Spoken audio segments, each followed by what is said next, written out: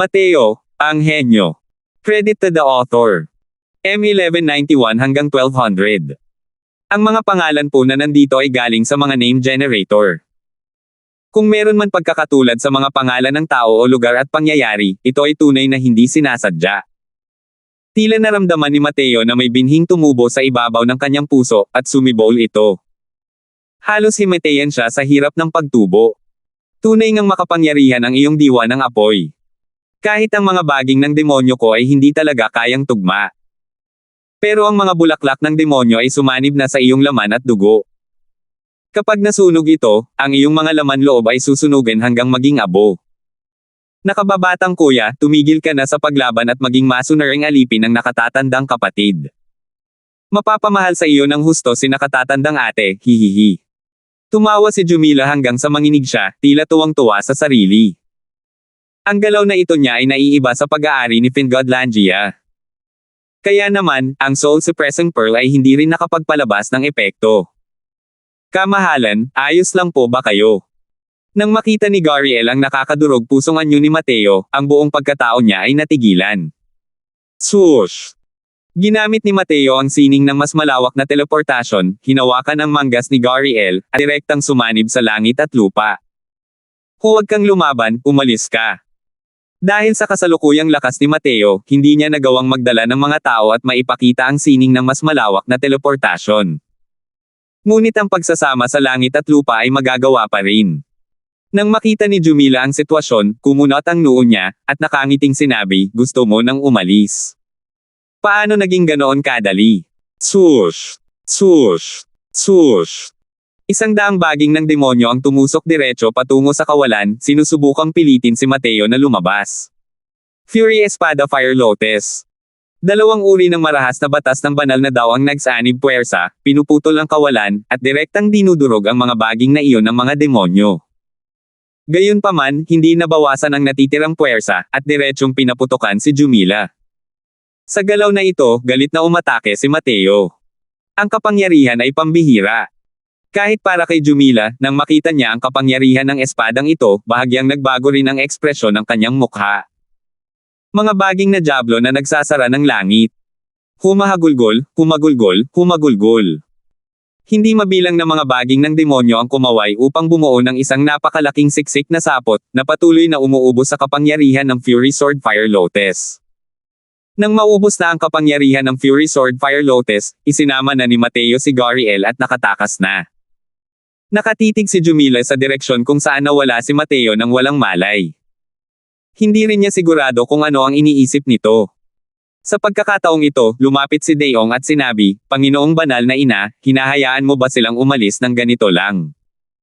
Walang ganoong kaakit-akit na ekspresyon sa mukha ni Jumila sa oras na ito at seryoso ang kanyang tingin. Ngunit ito ay parang isang maharlika, banal at hindi maaaring labagin. Hindi madali ang batang ito, ang pagsamahin ang Absolute Heaven at si Jiang Chen, ang ultimate skills ng dalawang tao, na nagpapakita ng napakalakas na espada. Sa ngayon, hindi pa gumagaling ang mga sugat ko at hindi pa ako handang makipag-away. Kung talagang isusuntok ko ang batang ito sa isang sulok, wala rin akong makukuhang benepisyo. Gayunpaman, dahil tinamaan siya ng mga buto ng bulaklak ng demonyo ko, tiyak na magiging alipin siya ng demonyong ina na ito sa loob ng 3 araw. Kailangan lang nating maghintay dito, sapat na. Hehe, ang utos ng anak ng langit na maging alipin ng demonyong ina na ito, ang pag-iisip pa lang ay nagpapasaya na sa akin. Habang nakikipag-usap sa likuran, naramdaman ni Jumila na medyo interesante rin ito, at hindi niya napigil ang tumawa ng malakas. Makapangyarihan ang Panginoong banal na ina. Magalang na sabi ni Daeong. Dahil nalantad na ang kuta na ito, lumipat na tayo.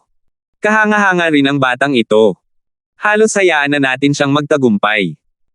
Kung hindi lang dahil sa pagiging maingat ng banal na inang ito at kaunting pakikialam sa malaking hanay na ito, talagang magiging biktima niya tayo, sabi ni Jumila.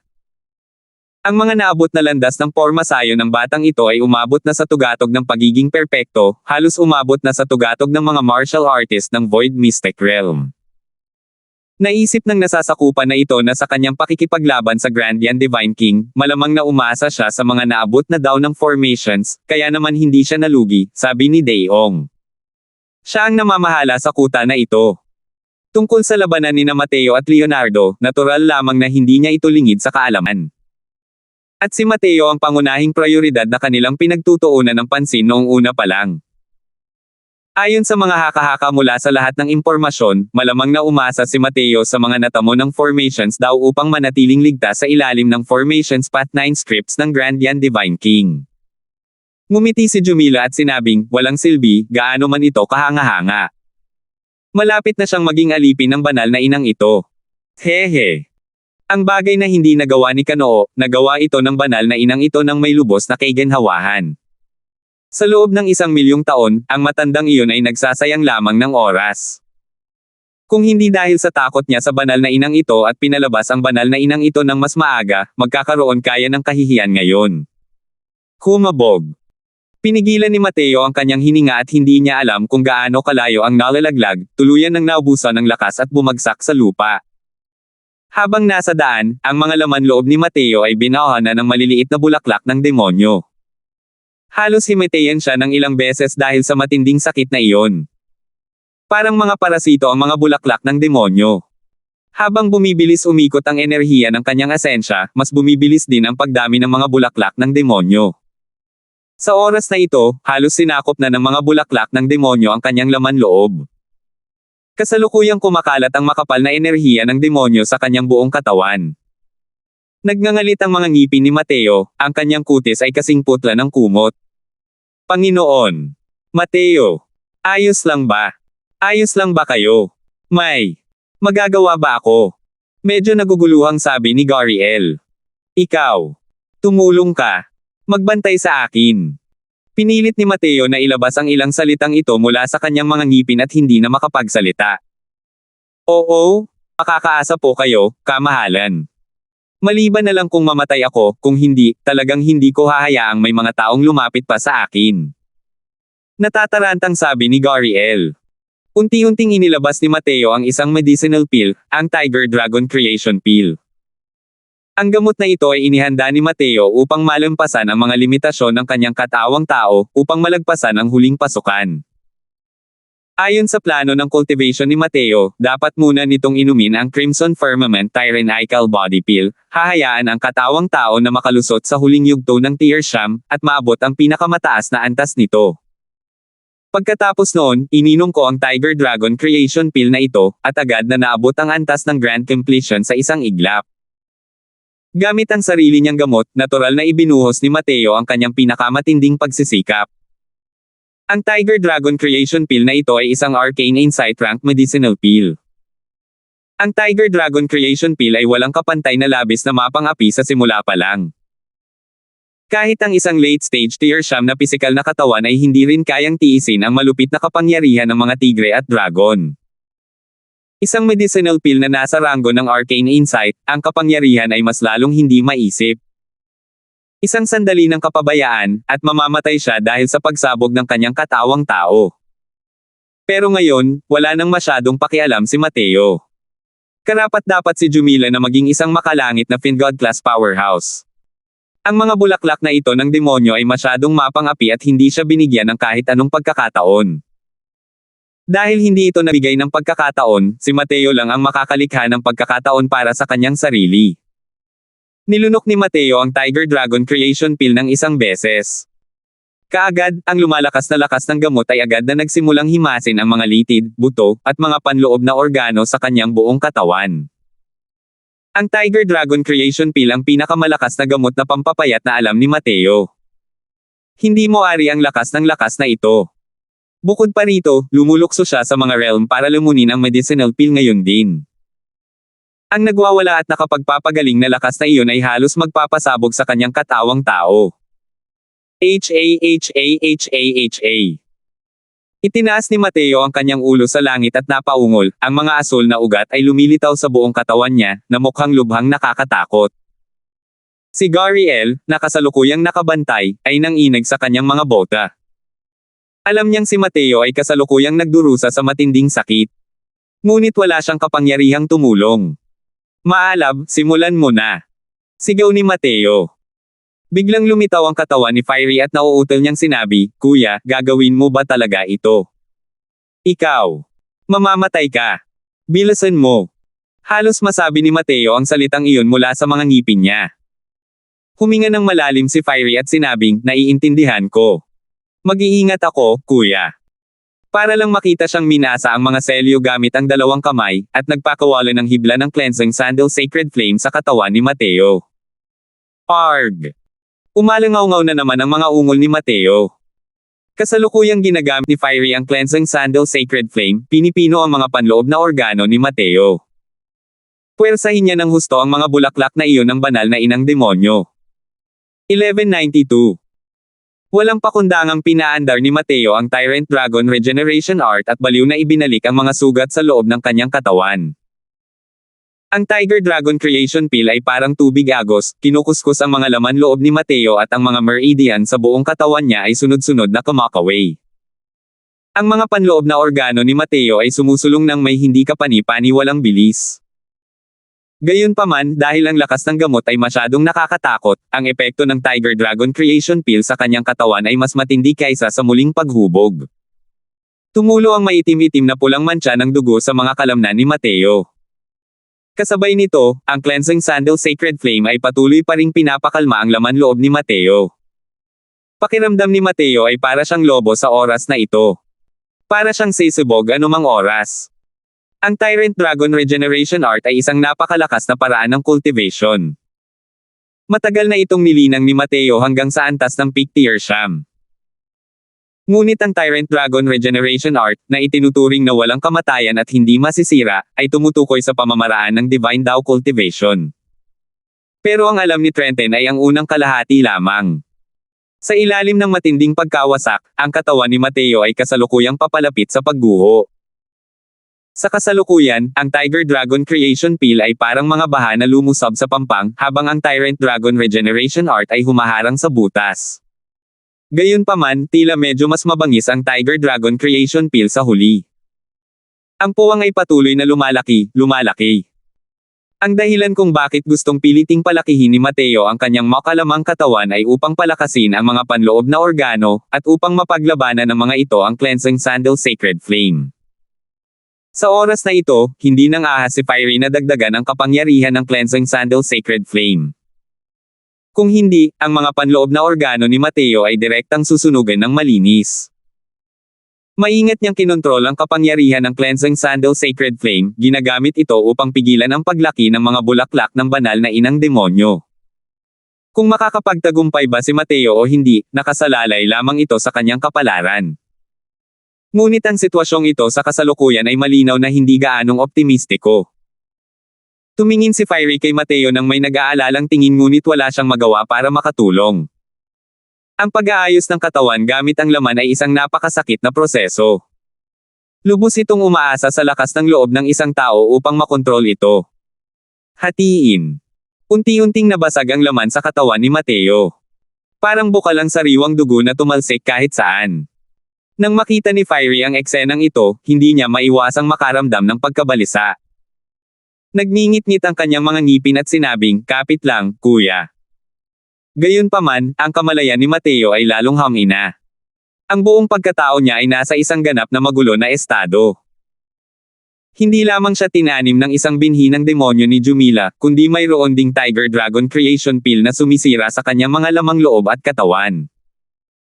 Bukod dito, naroon din ang Fire Ice Cleansing Sandal Sacred Flame na nagtatangkang pinuhin ang mga bulaklak ng banal na inang demonyo.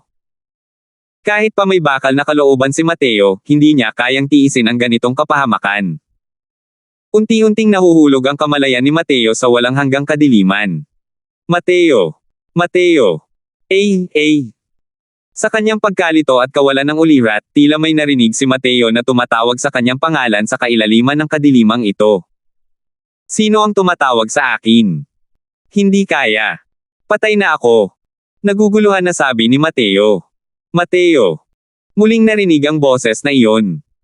Bahagyang kumunat ang noo ni Mateo, at nagtanong, "Sino ka?" Umungol. Isang ungol ng dragon na nakakabigla sa langit ang tumago sa kadiliman, na kumalat sa mga tainga ni Mateo. Isang anino ang lumitaw sa dilim. Itinuon ni Mateo ang kanyang mga mata at tingin, at hindi niya mapigil ang manginig sa buong katawan. Ang figurang iyon ay eksaktong kapareho niya. Hindi, sandali, ang ulo ng taong ito. Ay may dalawang sungay pala. Ako ito. Sino ka? Ako. Ikaw. Ako ka ba? Anong ibig sabihin yan? Mahigit 500 taon na akong nakatulog sa kaibuturan ng iyong kamalayan. Ngayon, sa wakas ay nagising na ako. Nanginig ang buong katawan ni Mateo at sinabi niya, ikaw. Ikaw ang Atavism Dragon Soul. Haha, ikaw ang Atavism Dragon Soul. Ako ay ikaw, at ikaw ay ako. Hindi natuwa si Mateo kahit kaunti at sa halip ay sumimangot at sinabing, malinaw na kabilang ako sa lahi ng tao, bakit ako magkakaroon ng Atavism Dragon Soul? Hey, kalahati lang ng lahing tao ang bloodline mo. Natural lang na lahi ng dragon ang kalahati. Kalahating tao lang ang dugo ko. Maaari bang? Sinasabi mong ang nanay ko ay kabilang sa angka ng mga dragon. Sa oras na ito, bumuhos ang malalakas na bagyo sa puso ni Mateo. Mula pa noong ipinanganak si Mateo, hindi pa naririnig ni Mateo na binanggit ng kanyang ama ang tungkol sa buhay ng kanyang ina. Para siyang isang batang walang ina. Minsan nang tinanong ni Mateo si Richard tungkol sa mga bagay na may kinalaman sa kanyang ina, ngunit walang sinabi si Richard tungkol dito. Sinabi lang niya kay Mateo na patay na ang kanyang ina. Dahil dito, hindi rin masyadong nag-isip si Mateo. Sa buhay na ito lamang naramdaman ni Mateo ang pagmamahal ng isang ina mula kay Ren Hongling. Ngayon, isang hindi maipaliwanag na ina ang lumabas sa isip niya. Bukod pa rito, ang inang ito ay nagmula pa sa lahi ng dragon. Tila isang pantasya lang ang lahat ng ito. Pero kung hindi dahil doon, paano niya ito magagawa ng may mataas na kahusayan kung nilinang niya ang mga teknik sa pakikipaglaban ng lahi ng dragon? Kahit ang Dragon Wave na nasa Divine Rank, natutunan din ito ni Mateo sa loob ng hindi maisip na tagal ng panahon. Sa sobrang talento, hindi pa sapat na gamitin ang kakilakilabot para ilarawan ito. Siyempre naman. Paano magkakaroon ng kaluluwa ng dragon na atavism ang isang tao? Ganito ang sagot ng isa pang Mateo. Kung gayon, sino nga ba ang nanay ko? Nang itanong niya ito, medyo nagulo ang emosyon ni Mateo. Tutal, may hinahangaan pa rin si Mateo. Pati na rin ang mga hinanakit sa napaka-misteryoso niyang inang ito. Pasensya na, hindi ko rin alam. Isa mo lang akong kabiyak. Sa bagay na ito, ang alam ko ay hindi hihigit pa sa iyo. Kailangan mong lutisin ang tanong na ito. Labis na ikinadismaya ni Mateo ang sagot ng kabilang panig. Bumantong hininga si Mateo at sinabing, sige. Kung gayon, ano ang silbi ng pagpapakita mo rin? Para ibigay sa iyo ang kabanata ng Tyrant Dragon Regeneration Art Divine daw. Malamig na sabi ng isa pang Mateo. Nanginig ang buong katawan ni Mateo, ngunit dismayado pa rin siyang nagsabi, walang silbi, wala na akong oras para unawain ang mga banal na inscription. Sabi ng isa pang Mateo, hindi mo na kailangang intindihin. Basta't makikipag-isa ako sa'yo, natural lang na malalaman mo. Nang marinig iyon ni Mateo, hindi niya napigil ang mapadilat at sinabing, hindi ka nagbibiro, di ba? Paanong hindi kailangang intindihin ang mga banal na inscription? Ngumiti ang isa pang Mateo at sinabing, ang Atavism Dragon Soul ang pinakamalakas sa lahat ng pangangatawan ng mga lahi ng demonyo, wala ni isa. Dahil ang ganitong uri ng pangangatawan ay nagtataglay ng lahat ng alaala ng unang ninuno ng lahi ng dragon. Sa teorya, kayang abutin ng lubusan ng isang tao ang taas ng unang ninuno ng lahi ng dragon. Hanggat kaya niyang gisingin ang mga alaala ng mana, direktang matututunan ng inapo ng lahi ng dragon na ito ang kasanayang ito sa paglilinang at pamamaraan ng pakikipaglaban. Siyempre, ang pinakamahirap na bahagi tungkol sa Atavism Dragon Soul ay ang paggising din. Labis na nabahala si Mateo nang marinig niya ito. Hindi nakapagtaka na ang White Tiger Spirit ay nagseselos noon. Lumalabas na ang pangangatawan na ito ay talagang kakaiba. Ang mga banal na inscription na ganito kalalim at mahirap unawain ang mga bagay, agad itong matututunan ng isang tao. Ibig sabihin din niyan ay hanggat ganap na nagising ang Atavism Dragon Soul, maaari silang maging ninuno ng pangalawang lahi ng dragon. Hindi malinaw kay Mateo kung anong uri ng pag-iral ang ninuno ng lahing dragon. Pero pakiramdam ni Mateo ay malamang na isa itong pag-iral sa Origin Deity Realm. Kung gayon, paano ko nagising ang Atavism Dragon Soul? Tanong ni Mateo na may kuryosidad. Ngumiti ang isa pang Mateo at sinabing, sa simula, ang unang beses na magising ka ay dapat na ang sandaling pinatutunayan mo ang iyong daw at naging isang Diyos. Ngunit dahil sa iyong makapangyarihang kalooban kasama ang iyong kawalan ng pagsuko at ayaw na humiga, lahat ng ito ay nagtagumpay sa iyo na gisingin ang isang maliit na bahagi ng atavism Dragon Soul. 1193. Si Mateo, sa oras na ito, ay parang isang salon, nagsasalsol ng dugo mula ulo hanggang paa, mukhang napakabangis at nakakatakot. Kung hindi dahil sa Tyrant Dragon Regeneration Art, ilang beses na sana siyang namatay, ewan ng Diyos. Walang humpay na kumurap ang kutis ni Fiery, namumuo na ang mga luha sa kanyang mga mata, nanginginig ang kanyang buong katawan. Alam niyang nasa bingit na ng kamatayan si Mateo at malamang ay hindi na niya kayang magtagal pa. Mahal na kamahalan, walang dapat mangyari sa iyo. Ikaw. Gumising ka agad. Walang magawa si Gariel sa tabi niya at puno ng pag-aalala. Pakiramdam niya ay isang pambihirang dakilang tao si Mateo. Ngayon lang, kung ibang tao lang iyon, malamang matagal na nila siyang iniwan. Pero hindi nakalimutan ni Mateo na isama siya bago ito umalis. Para kay Mateo, isa lamang siyang maliit na karakter.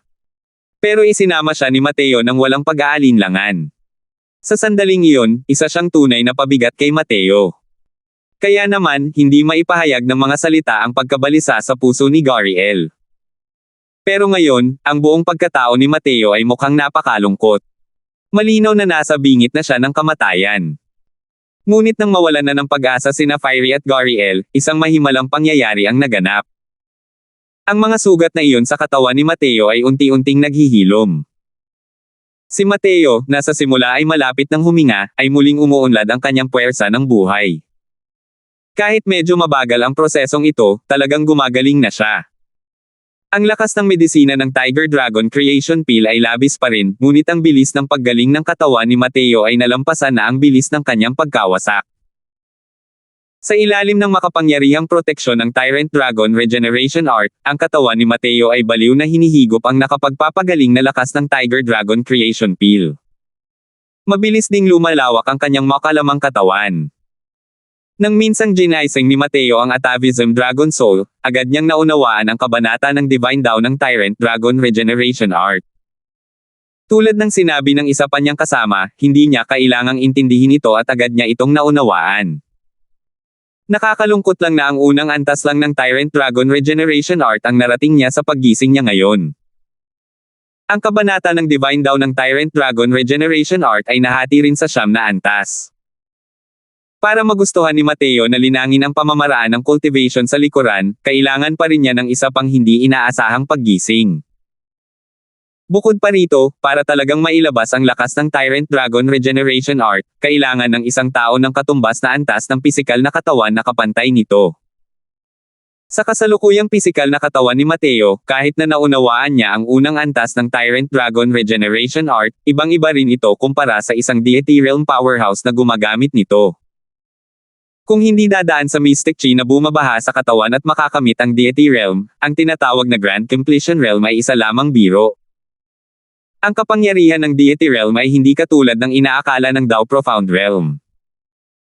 Siyempre, kahit na ganoon, sa paglakas ng mga batas ng banal na Dao, ang bilis ni Mateo sa pagbawi ng katawang tao ay tumaas ng mahigit 10 beses. Ang unang paggising ng atavism Dragon Soul ay karaniwang kapag pumapasok sa Deity Realm. Ang paggising naman ni Mateo sa pagkakataong ito ay hindi gumagalaw dahil sa Tyrant Dragon Regeneration Art sa huli. Kaya naman, ang manang kanyang natanggap ay napakaliit lamang. Ngunit ang paggising sa pagkakataong ito ay hindi rin naman gaanong walang silbi.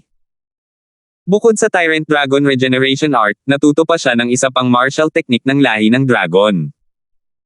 Sa ilalim ng matinding lakas ng Tiger Dragon Creation Pill sa medisina, mabilis na naabot ni Mateo ang pinakamataas na antas ng Tier Sham. Pero hindi pa tapos. Masyadong malupit ang lakas ng panggamot ng Arcane Insight rank na Tiger Dragon Creation Pill. Sumugod ang katawang tao ni Mateo patungo sa kaharian ng Tier Sham na Grand Completion. Kasunod ng pagtaas ng realm, kasama na ang kakayahan sa paggaling ng Tyrant Dragon Regeneration Art, ang lakas ng medisina ng Tiger Dragon Regeneration Art ay hindi na nakapagdulot ng anumang pinsala kay Mateo. Bumalik na sa dati niyang anyo ang kanyang anyo.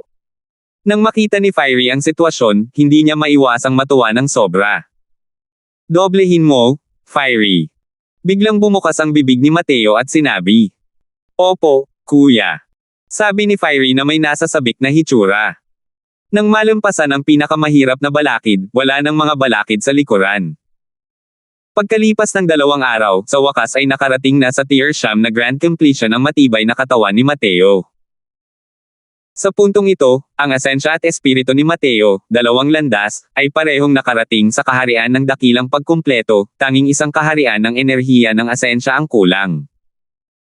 Hanggat naabot ng Essence Energy Realm ang tugatog ng Divine King, maaabot niya ang mga kwalifikasyon para salakayin ang Deity Realm. Kung tungkol naman sa kaharian ng Void Mystic, hindi na kailangang dumaan pa rito ni Mateo.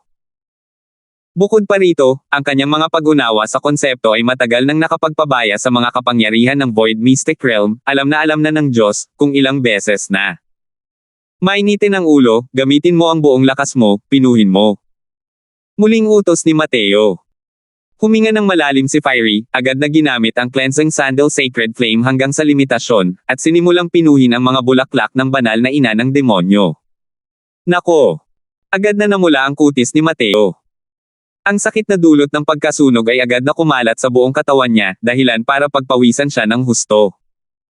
Naunawaan na ni Fiery ang mga batas ng Divine Dao sa kasalukuyan. Kahit na umabot na sa Grand Completion Realm si Mateo, mahirap pa rin itong labanan dahil sa lakas ng Cleansing Sandal Sacred Flame. Pinaikot ni Mateo ang Tyrant Dragon Regeneration Art at baliw na gumaling sa mga panloob na pinsala. Bagamat kahanga-hanga ang mga bulaklak ng banal na inang demonyo, sa harap ng buong kapangyarihang pagpipino ng Cleansing Sandal Sacred Flame, sa wakas ay unti-unti rin itong napino. Gayunpaman, ang pinaka-nakakatakot na bagay ay hindi ang mga bulaklak ng banal na inang Diablo na tumubo, kundi ang mga ugat na tumagos na sa mga panloob na organo. Para kay Mateo, ngayon ay ang pagputol ng laman para gamutin ang mga sugat. Ginagabayan niya ang Cleansing Sandal Sacred Flame, patuloy na sinusunog ang kanyang mga panloob na organo, at tuluyang pinupuksa ang mga matigas na ugat na iyon. Ang sakit na ito ay sapat na para mabaliw ang isang karaniwang martial artist at magpakamatay. Nang makitang maayos na si Mateo, sa wakas ay nakahinga ng maluwag si Gariel. Ngunit sa oras na ito, hindi mapigilan ang kanyang puso na makaramdam muli ng simpatiya. May kutob siya at alam niyang ginagamit ni Mateo ang ganitong paraan para tanggalin ang mga bulaklak ng banal na inang demonyo. Mula sa noo ni Mateo na puno ng pawis, nahulaan niya kung gaano kakilakilabot ang sakit na dinaranas ni Mateo sa oras na ito. Pero hindi man lang kumunat ang kilay ni Mateo. Ang tiyaga at ang lakas ng loob na ito, ang nagpaantig sa mukha ni Gariel ng husto. Hindi niya mapigil ang mapabuntong hininga ng palihim, inisip sa sarili na hindi naman talaga aksidente na nagawa ni Mateo ang mga nagawa niya ngayon. Nakita lang siya ng mga tao na umaangat ng may bilis na parang kometa, ngunit hindi nila alam kung gaano kalaking pagsisikap ang ginawa niya sa likuran niya na hindi kayang isipin ng isang ordinaryong tao. Isa itong tunay na makapangyarihang nilalang. Sa wakas, bumaantong hininga ng malalim si Mateo. Nanginig ang buong katawan ni Gariel, at bumaantong hininga siya sa paghanga habang sinasabing tunay ngang isang Diyos ang kamahalan.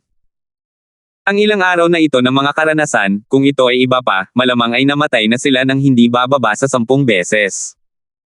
Pero umasa si Mateo sa kanyang determinasyon at pilit na nakayanan ang lahat. Wala siyang ibang nagawa kundi humanga. Dahan daw ang tumayo si Mateo at nakangiting sinabi, kung hindi ko mapigilan, mamamatay na ako. Napakasimple lang pumili sa pagitan ng buhay at kamatayan, di ba? Ngumiti ng mapait si Gariel at sinabing, madali lang itong pag-usapan, pero sa sitwasyon ng kamahalan noon, malamang 10 sa 10 tao ang pipili ng kamatayan, di ba? Tutal, ang isang tadhana na mas masahol pa sa kamatayan ay tila mas nakakatakot kaysa sa kamatayan. Ngumiti si Mateo at hindi nagsalita. Nag-aalalang tanong ni Fiery, Kuya, kumusta ka na? Ngumiti si Mateo at sinabing, Kuho, ngayon lang ako naging mas maayos. Nagliwanag ang mga mata ni Fiery, napansin niyang tila may ipinahihiwatig ang mga sinabi ni Mateo. Kuya, kung ganoon tayo. Nag-aalalang tanong ni Fiery. Tumawa si Mateo at sinabing, hindi maghihintay ng magdamag para makaganti. Ang matandang demonyong iyon ang nagpahirap sa batang Panginoon na ito. Kung hindi siya bibigyan ng kahit kaunting aral, iisipin niya talaga na madaling masanay ang batang Panginoon na ito. 1194. Panginoong Banal na Ina, ang mga bagay dito ay naayos na ng maayos. Maaari na tayong umatras anumang oras, sabi ni Daeong kay Jumila habang nakayuko. Hayaan mo na silang umalis agad, malamig na sabi ni Jumila. Pinag-isipan ito ni Daeong at sinabing, Panginoong Banal na Ina, malapit nang lumipas ang 3 araw. Sana ay. Nanlamig ang mukha ni Jumila, at sinabi niya, nagdududa ka ba sa kakayahan ng banal na inang ito? Huwag mong tingnan kung gaano kaakit-akit at kaakit-akit si Jumila na may ngiti sa kanyang mukha buong araw. Isa siyang tunay na halimaw na talagang pumapatay ng tao nang walang pag-aalinlangan. Kahit na nasasakupan niya si Daeong. Hindi maglalakas loob ang nasasakupan. Nagmamadaling sabi ni Daeong. Biglang nagbago ang ekspresyon ni Jumila at puno ng kumpiyansa ang sinabi, kahit ang absolute heaven ng 1,000,000 taon na ang nakalilipas, kung tinamaan siya ng laso ng bulaklak, kailangan din niya maging masunurin na alipin ko. Kaya pa rin bang baligtarin ng isang simpleng batang daw profound realm ang kalangitan? Tingnan mo. Hindi ba siya dumating? Nagsasalita pa lang si Jumila nang lumitaw sa kanyang paningin ang figure ni Mateo. Tihi, masunurin kuya? Dali, halika rito at hayaan mong mahalin ka ni ate, sabi ni Jumila habang nakangiting sinenyasan si Mateo. Hindi rin nagsalita si Mateo at lumipad lang papunta sa tabi ni Jumila. Nakangiti si Jumila at mayabang pang sinabi sa katabi ni Daeong, nakita mo yan, Daeong. Ito ang anak ng langit. Ngayon, siya ang demonyong alipin ng banal na inang ito. Mamaya, kapag nahanap na natin si Kanoo, kailangang magpasikat ng maayos ang banal na inang ito. Ngunit nagdikit ang mga kilay ni Daeong, at sinabi niya, Panginoong Banal na Ina, tila may. Hindi tama. Natigilan si Jumila. Habang nakatingin kay Mateo, hindi mapigil ang magbago ang ekspresyon ng mukha nito. Sa oras na ito, si Mateo ay 1,000 talampakan lamang ang layo mula sa kanya. Ngunit isang bahid ng mapang uyam ng ngiti ang sumilay sa gilid ng kanyang bibig. Bigla na lang umatake ang Evil Extermination Sword. Puot na espada ng apoy na lotes. Matatag na itinutok kay Jumila ang isang malamig at mapang-ipang hanggaring pumatay. 2 makapangyarihang batas ng banal na daw ang tahasang sumalakay. Ang layong 1,000 talampakan ay narating sa isang iglap. Hindi masasabing mabilis ang reaksyon ni Jumila. Agad na sumabog ang nakakatakot na enerhiya ng demonyo, binalot ang sarili ng proteksyon. Boom! Ang espadang ito ay tumama ng matatag sa ulap ng itim na chi. Ang mga alon ng enerhiya na pinukaw ng 2 dakilang batas ng banal na daw ay lubos na dumurog sa ulap ng itim na chi. Ang ulap ng itim na chi ay direktang nabasag habang lumilipad ng 10,000 talampakan ang layo. Hahaha, matandang babae, ang kaunting kakayahan mo lang ay gusto mo ring supulan si Lord Mateo. Hindi ba kayo sangkot sa pangangalap ng impormasyon?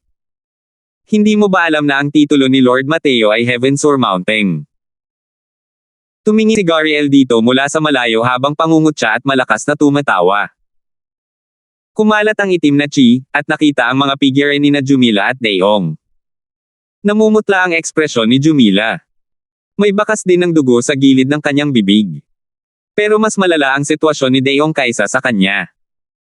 Wala ni isang buo na bahagi mula ulo hanggang paa, halos madurog at mabulok ang buong katawan niya. Matandang mangkukulam, kumusta ang lasa ng espadang ito? Tanong ni Mateo na may ngiti na hindi naman talaga isang ngiti. Dahil sa matagumpay na pag-atake, agad na nakaramdam ng lubos na kalayaan si Mateo sa kanyang puso. Simula nang magkatawang tao si Mateo, hindi na mabilang na beses na siya ay naranasan ang buhay at kamatayan. Ngunit wala pang isang beses na kasing mapanganib ng ilang araw na ang nakalipas. Muntik na nga siyang maging alipin ng iba. Kahit nakaligtas siya sa krisis, may galit pa rin sa puso ni Mateo.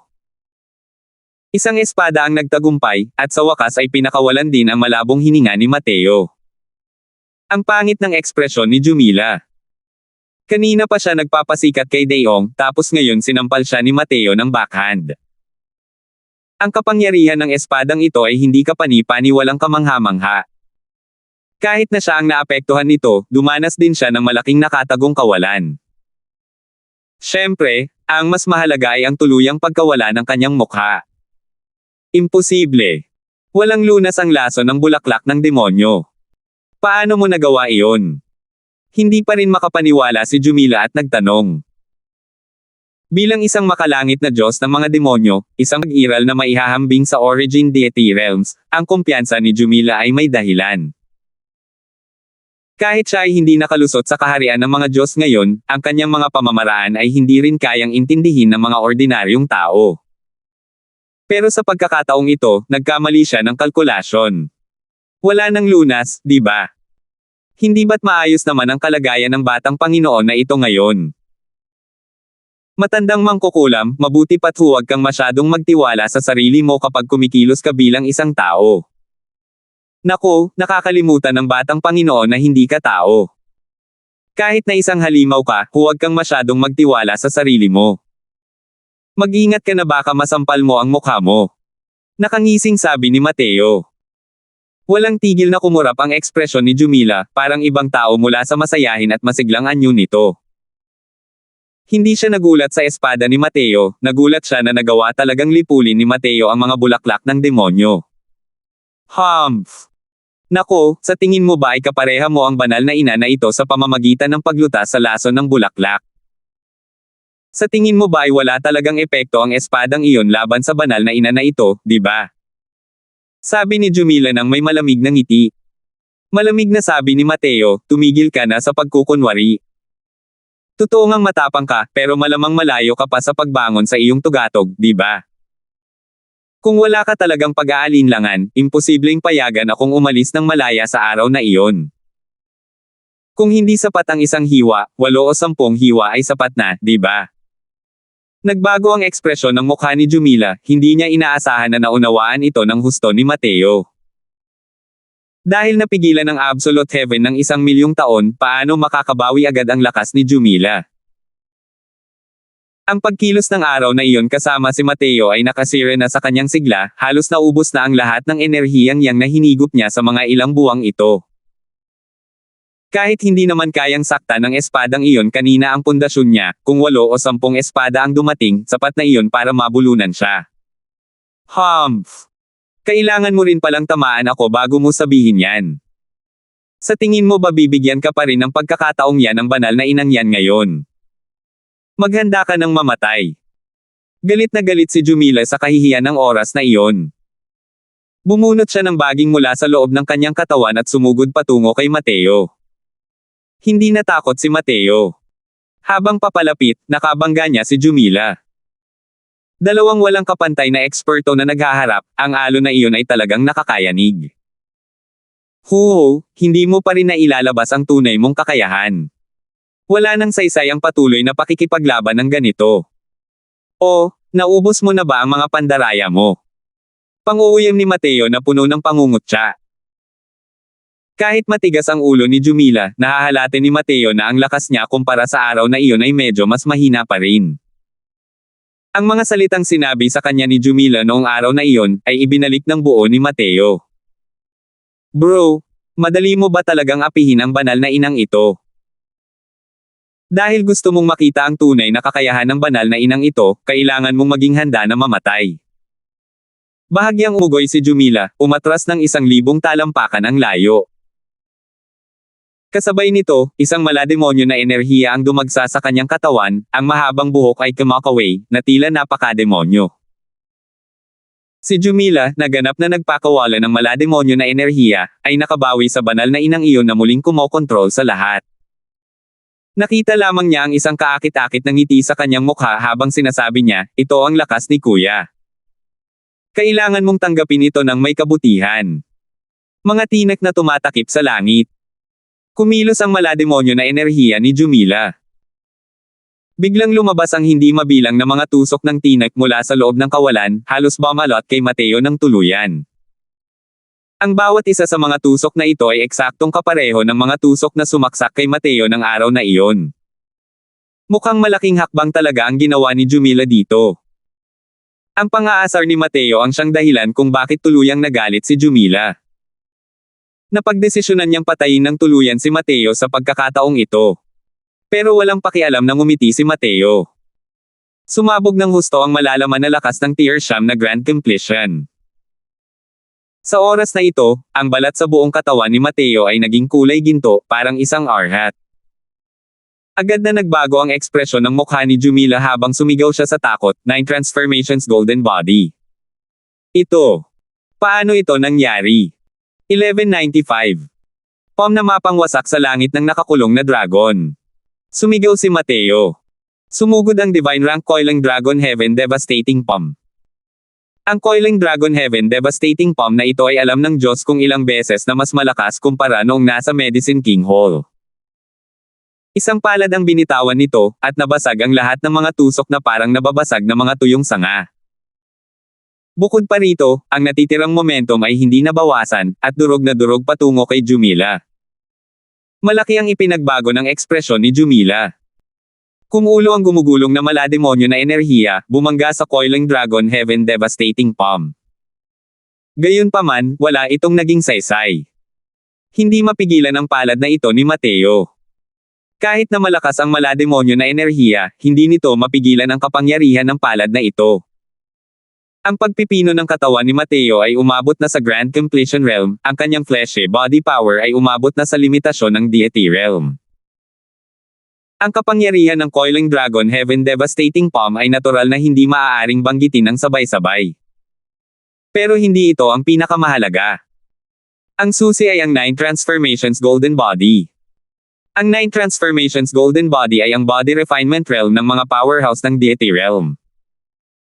Siyam na pagbabago, gininto ang katawan, walang kamatayan at walang kasiraan. Siyempre, hindi ang kay Mateo ang tunay na 9 Transformations Golden Body. Ang Arcane Insight Rank na Tiger Dragon Creation Peel ay nagbigay sa malalaman na katawan ni Mateo ng karagdagang bakas ng akumulasyon ng Dao ng Deity Realm. Kahit bakas lamang ito, hindi ka panipaniwala ang pag-unlad ng mga martial techniques ni Mateo. Arg! Isang malungkot at matinis na sigaw ang umalangaw-ngaw. Ang katawan ni Jumila ay direktang nadurog sa isang bukol ng meat paste gamit ang palad na ito. Ito. Isa ba talaga itong martial technique na kayang ipakita ng mga powerhouse ng Divine King? Natulala na si Gariel sa panunood. Hindi niya alam kung ano ang 9 Transformations Golden Body, ngunit hindi nito napigilan ang kanyang pagkamangha sa kapangyarihan ng palad na ito. Ang paggulat sa sansinukob at pagpapaiyak sa mga Diyos at multo ay hindi naman samobra. Ito ay isang dominanteng pagdurog, isang ganap na hindi makatwirang labis na pagkasupal. Kahit gaano ka pa kalakas, dinudurog ko lang gamit ang palad ko. Kuya! Hindi pa siya isang Divine King powerhouse. Pero masyadong hindi makatwiran ang palad na ito. Nabigla rin si Fiery sa palad ni Mateo. Hindi alam ni Gariel ang takot na nararamdaman ni Jumila, ngunit alam na alam ito ni Fiery. Ang lakas ng hiwa na iyon mula sa Evil Extermination noon ay malinaw pa rin sa isipan ni Fiery. Hindi man lang kayang sirain ni Jumila ang ganoong pag-atake. Makikita kung gaano kalakas ang kanyang lakas. Nang sabihin ni Mateo na pumunta at maghiganti, wala pa rin kasiguraduhan si Fiery sa kanyang puso. Sa buong paglalakbay, wala ring ibinunyag si Mateo. Hanggang ngayon, nang tuluyang sumabog si Mateo, saka lang niya nalaman na ang lakas ni Mateo ay nagkaroon ng isa pang husay na pag-angat. Tumanggaw si Gariel, mariing sumasang-ayon sa pagtatasa ni Fiery. Hindi makatwirang ilarawan ang palad na ito. Hindi naman, di ba? Panginoong banal na ina. Natalo ba talaga siya sa batang ito? Natulala si Daeong. Sa kanyang paningin, si Jumila ay isang walang kapantay na pagkatao. Sa mundong ito, tanging si Panginoong Kanoo lamang ang makakapantay sa Panginoong banal na ina. Kahit hindi pa lubusang nakakabawi si Jumila, imposibleng maging katapat niya ang mga ordinaryong eksperto. Gayunpaman, natalo si Jumila ng ganito lang. Napakainitin, Gariel, umatras kayo sa mas malayong likuran, biglang ibinuka ni Mateo ang kanyang bibig at sinabi. Natigilan ng dalawang tao, hindi nila lubos maintindihan ang ibig niyang sabihin. Pero dahil sa mga sinabi ni Mateo, natural lang na hindi sila magdududa. Kaya umatras sila ng 1,000 talampakan ang layo. Kulang pa, nasa likod pa. Sabi ulit ni Mateo. Ilang libong talampakan na lang ang naa-atres ng 2 tao. Mas malayo pa. Anong gamot ang ibinebenta ng kamahalan sa kanyang kalabasa? Hindi kaya't ang matandang mangkukulam na iyon ay naghahanda ng paraan para pumatay, at pinapalayo niya tayo. Habang naglalakad si Gariel, nagtatakang sabi niya. Hindi ko rin alam. Pero mukhang iniisip niya ang kaligtasan natin, sabi ni Fiery. Lord Fiery? Sabi ko? Ang palad na yun ngayon lang ay nakakatakot, hindi pa ba patay ang matandang mangkukulam na yun? Hey! Kahit ang isang powerhouse ng Origin Deity Realm ay hindi kayang patayin ang matandang mangkukulam na iyon at kaya lang siyang supulan ng 1,000,000 taon. Paano siya namatay ng ganoon kadali? Sabi ni Fiery. Nakadila si Gariel, hindi makapaniwalang gulat. Hindi niya alam kung ano ang Origin Deity Realm. Pero Deity Realm, sapat na ang 2 salitang ito para maintindihan niya. Hindi nakakapagtaka na ang isang taong kasing lakas ng kanyang kamahalan ay dumanas din ng malaking pagkatalo sa kanyang mga kamay. Pero ngayon, nakabawi na siya ng ilang lugar, hahaha, natatawang sabi ni Gariel. Ngumiti rin si Fiery. Para sa kanila, ang ilang araw na ito ay talagang nangangailangan ng matinding lungkot at saya upang ilarawan. Muntik nang mamatay si Mateo. Dahil din dito, lubos nilang kinamuhian si Jumila, ang matandang mangkukulam na ito. Ang matinding pagsugpo ni Mateo ay nagparamdam din sa kanila ng kasiyahan ng paghihiganti sa isang matinding puot. Swoosh! Isang ulap ng itim na gas ang naging arko ng liwanag, at lumipad patungo sa malayo. Bro, tandaan mo yang matandang babaeng yan. Ang alitan natin ngayon, pagbibigyan ka ng matandang babaeng yan ng dobleng kapalit. Sa loob ng itim na gas, narinig ang sigaw ni Jumila. Malinaw na galit na siya kay Mateo. Bahagyang kumunat ang mga sulok ng bibig ni Mateo, at nakangiting sinabi, matandang mangkukulam, tumatanda ka na. Mas mabuting magpahinga ka at magpagaling ka pa. Papaalisin ka ulit ng batang Panginoon na ito. Hindi nagtagal si Mateo at huminga ng malalim. Umungol. Isang ungol ng dragon na agad na yumanig sa langit at lupa. Si Daeong, na pinakamalapit kay Mateo, ay agad na nayanig at naging isang tumpok ng putik dahil sa ungol ng dragon na ito. Maging ang malademonyong enerhiyang iyon ay inalog din hanggang sa tuluyan itong maglaho. Isang makapangyarihang nilalang na malapit sa kaharian ng banal na emperador ay tuluyang nalipol ng ganoon na lamang. Tinig ng Diyos ng Dragon. Ang galaw na ito ay isa sa mga pinakadakilang teknik sa pakikipaglaban na nawala na sa lahi ng dragon, ang tinig ng Diyos ng Dragon. Ginaising ni Mateo ang atavism Dragon Soul, at ang pangalawang martial technique na natutunan niya ay ang boses ng Diyos ng Dragon. Sa sandaling ito, tila wala ng ibang boses sa mundong ito. Tanging ang ungol ng dragon ni Mateo na lamang ang natitira. Ang nakakatakot na kapangyarihang iyon ang nagpabago ng kulay ng langit at lupa. ARGHHH. A. Isang matinis at malungkot na sigaw ang umalangaw-ngaw. Hindi lang talaga kayang iparating ni Jumila ang nararamdaman niya. Sa ilalim ng tinig ng Diyos ng Dragon, lahat ay walang laman. Biglang huminto ang katawan ni Jumila, habang mahigpit na nakapako sa ere. Malubha na ang kanyang pinsala noong una. Paano niya kayang labanan ang ganitong nakakatakot na Divine Dao martial technique? Ang kanyang malademonyo na enerhiya ay umalangaw-ngaw hanggang sa kalangitan. Kahit napilitin siyang bumalik sa kanyang orihinal na anyo ni Mateo gamit ang isang palad, ang malademonyo na enerhiya ay hindi nabawasan kahit kaunti. Pero sa sandaling ito, sa ilalim ng tinig ng Diyos ng Dragon ni Mateo, ang kanyang ulap ng itim na gas ay nagpakita ng mga senyales ng pagkaubos. Walang tigil na kumalat ang tinig ng Diyos ng Dragon. Ang ulap ng itim na gas na iyon ay lalong lumiit. Tinakpan ng mahigpit ni Fiery at Gariel, ang kanilang mga tainga. Nagpalitan ng tingin, pareho silang nakakita ng matinding pagkamangha mula sa mga mata ng isa't isa. Kailan nga ba natuto ulit si Mateo ng ganito kaitikot na martial technique? Kumpara sa hindi makatwirang palad kanina, ang sound wave attack na ito ay malinaw na mas nakakatakot pa. Hindi nakakapagtaka na pinalayo sila ni Mateo. Lumalabas na ito pala talaga ang dahilan. Kahit hindi ginagamit ni Mateo ang martial technique na ito laban sa kanila, pakiramdam nilang dalawa ay halos mabasag ang kanilang mga laman loob. Kahit na napakalayo ng kanilang nilalakbay, malamang nagugulatin sila nito hanggang sa madurage din sila. Kung malapit lang ito, kahit hindi ginagamit ni Mateo ang martial technique laban sa kanila, malamang na magugulat din sila. Gayunpaman, sa sandaling ito, biglang naputol ang tinig ng Diyos ng Dragon. Hahaha. Sayang. Kulang na kulang pa yan. Kung makakalusot ka sa deity realm, baka mamatay ang banal na inang ito sa mga kamay mo ngayon. Sayang at kulang lang yan ng kaunti. Naku, ang sama ng loob ngayon, naalala na ito ng matandang babae. Kapag nabawi na ng matandang babae ang lakas ko, tiyak na jijilingin ko ang mga buto mo hanggang sa maging pulbos at gagawing giniling ang laman mo. Dumating ang matinis na boses ni Jumila, may halong kaligayahan, galit, at walang hanggang puot sa loob. 1196. Dalawang magkasunod na sayang, ang nagsiwalat ng nagbabadyang takot sa puso ni Jumila. Tunay nga, kaunti pa lang, at mapapatay na siya ni Mateo. Medyo kulang lang talaga. Iyon ay isang tunay na kamatayan. Sa loob ng 1,000,000 taon, ito ang unang pagkakataon na tunay na naharap ni Jumila ang kamatayan. Kahit na nahaharap sa pagbubuklad ng Taoist Absolute Heaven, hindi siya gaanong natakot o nawala ng pag-asa sa alinman sa mga ito. Ang tinig ng Diyos ng Dragon ay karapat-dapat na maging ang pinakadakilang teknik sa pakikipaglaban ng lahi ng Dragon. Ang takot ng ataking ito ng Soundwave ay halos malakas na nagpakalat sa Heavenly Fiend God na si Jumila.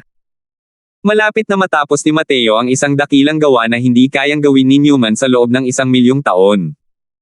Nakalulungkot na hindi ito nagtagumpay sa huling yugto. Dahil ang kasalukuyang Mateo ay labis nang na-overdrawn. Kung magpapatuloy ang tinig ng Diyos ng Dragon, siya mismo ang unang iiyak bago mamatay si Jumila. Huwag mong tingnan kung gaano kalakas ang kapangyarihan ng tinig ng Diyos ng Dragon. Ang pagkaubos ay labis ding nakakatakot. Kung hindi dahil sa 9 Transformations Golden Body, malamang hindi kayang tiisin ni Mateo ang kahit isang hininga. Gayunpaman, pinigilan niya lang ito roon ng 3 beses. Nang makahinga na ng 3 beses, hindi na nakapagpatuloy si Mateo. Sa totoo lang, kahit na mayroon siyang 9 Transformations Golden Body, kaya pa rin ni Mateo na magtiyaga ng 2 beses. Ang natitirang hininga ay ipinagpalit niya sa kanyang buhay. Tungkol sa kapangyarihan ng tinig ng Diyos ng Dragon, labis din na nagulat si Mateo. Kaya naman, ginamit niya ng sobra ang kanyang pisikal na lakas hanggang sa halos bumagsak na siya bago nawala ng pagpipilian kundi ang tumigil ng may panghihinayang. Nang hihinang bumagsak si Mateo at halos hindi na makapagsalita. Nagbago ang ekspresyon ng mukha ni Fiery. Kumislap ang kanyang mukha at dali-daling inalalayan si Mateo. Kuya, ayos ka lang ba? Nag-aalalang tanong ni Fiery. Hirap na ibinuka ni Mateo ang kanyang bibig ngunit hindi man lang siya nakapagsalita. Sa totoo lang, gusto sanang habulin ni Fiery si Jumila. Pero, kung nakikita ang sitwasyon ni Mateo, paano pa siya makakaalis? Dahil wala nang ibang pagpipilian, tanging ang makita lang ni Fiery si Jumila na walang magawang makatakas. Masyadong mahina ang lakas ni Gariel. Kahit na napakalayo niya, nabigla rin siya sa tinig ng Diyos ng Dragon ni Mateo hanggang sa nalito rin siya sa oras na ito, at hindi na niya magawang lumapit at alagaan si Mateo. Nang makitang tumatakas si Jumila, napabuntong hininga na lamang si Fiery at palihim na nagdalamhati. Kuya, masyado ka nang nagpapaloko. Paano mo nagawang ipakita ngayon ang isang nakakatakot na Divine Dao Martial Technique? Tumingin si Fiery kay Mateo at bumulong. Iginalaw ni Mateo ang kanyang mga labi at halos hindi mapangiti. Hindi niya ito pinagsisihan. Pagsisisihan niya talaga kung hindi niya ito susubukan. Kahit papaano, alam na niya ngayon na ang mga Diyos-Diyosan sa langit na ito ay hindi naman talaga hindi kayang patayin. Hanggat malakas ka, kaya mo silang patayin ng ganoon din. Siyempre, alam din ni Mateo na ang dahilan kung bakit muntik na niyang mapatay si Jumila ay dahil nakatayo ito sa balikat ng mga higanti. Kung hindi dahil sa 1,000,000 taon ng pagsupil ng Taoist Absolute Heaven, na nagdulot ng matinding pagkawala ng sigla kay Jumila, hindi rin sana siya magkakaroon ng pagkakataong ito. 1 buwan ang pahingang ito. Muntik nang masira ng pagod ni Mateo ang pundasyon niya sa pagkakataong ito.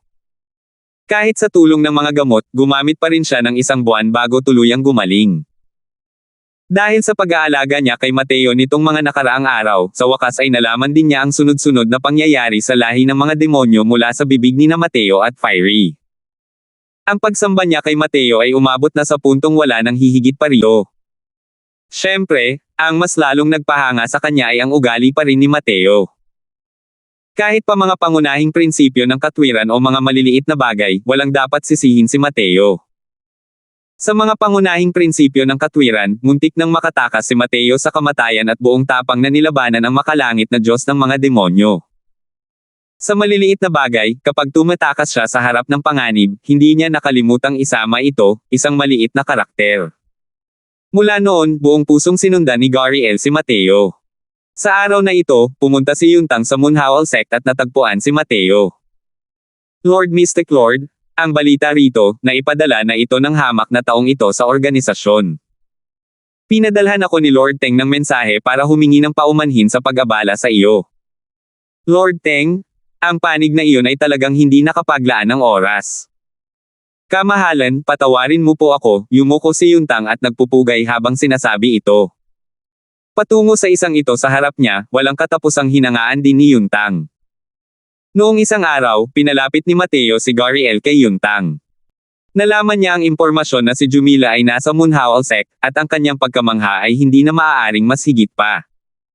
Hindi niya lang lubos maintindihan kung paano nakaligtas si Mateo sa ilalim ng mga kamay ni Jumila. Hindi masyadong inilarawan ni Mateo ang mga detalye ng proseso ng labanan. Kung gaano kalakas ang lakas ni Jumila, napakalinaw kay Yuntang. Hindi niya inaasahan na makakaligtas pa rin si Mateo sa sitwasyon kung saan siya ay malubhang nasugatan. Kung gayon, isa lang ang posibilidad, nagtamo rin ng malubhang pinsala si Jumila. Nilabanan siya ni Mateo.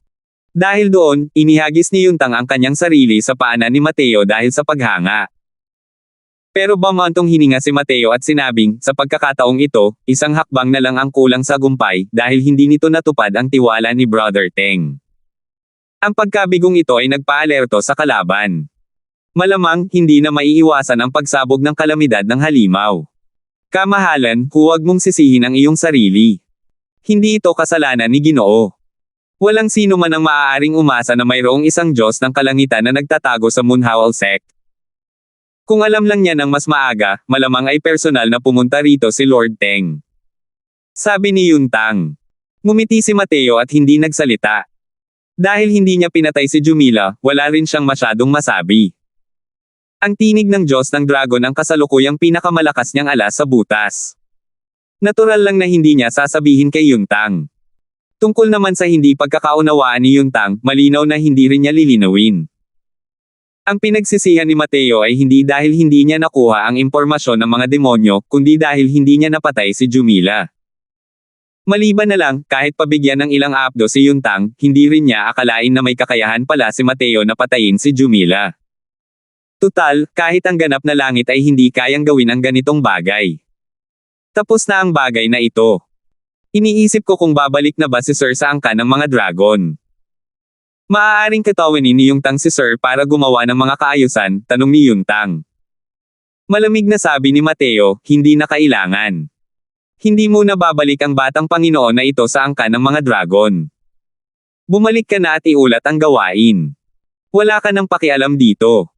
Nawasak na ang Moonhowl sect. Natural lang na hindi na kailangang magtago pa si Yuntang. Natural lang na kinailangang ilikas din kanilang nakatagong base. Tinanggap ni Yuntang ang utos at umalis. Hindi napigilan ni Gary L na magtanong ng may kuryosidad, kamahalan, kung hindi tayo pupunta sa angkan ng mga dragon, saan tayo pupunta?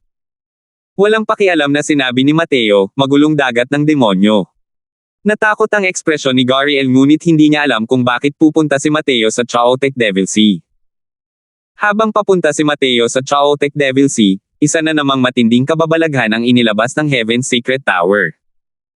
Inihayag ng lihim na tore ng langit sa mundo na pagkalipas ng 10 araw, ang 10 dakilang banal na hari ay magkakaroon muli ng ilang pagbabago. Ang balitang ito ay parang isang biglaang pagkislap na agad na nagpagulo sa buong Divine Realm. Ano ba ito? Ang bagong issue ng 10 Great Divine Kings ay ilang buwan pa lamang na ilalathala. Maaari kayang ibinabagsak na naman ito ng Heaven's Secret Tower. Oo. Ang huling pagkakataon na inilathala nila ang 10 dakilang banal na hari ay nangyari 2,000 taon na ang nakalilipas. Sa pagkakataong ito, ilang buwan pa lang. Maaari kayang isa sa 10 dakilang banal na hari, o marahil dalawa, ang nagkaroon ng mga tagumpay kamakailan, at nalampasan ang mga nangungunang ranggo. Kung sasabihin ko, ang mga bagong ranggo sa pagkakataong ito ay maaaring may kinalaman pa rin sa Heaven Surmounting Divine King. Ganoon din ang nararamdaman ko. Ang paglabas sa pagkakataong ito ay maaaring para lamang sa pagwawasto ng pagkakamali.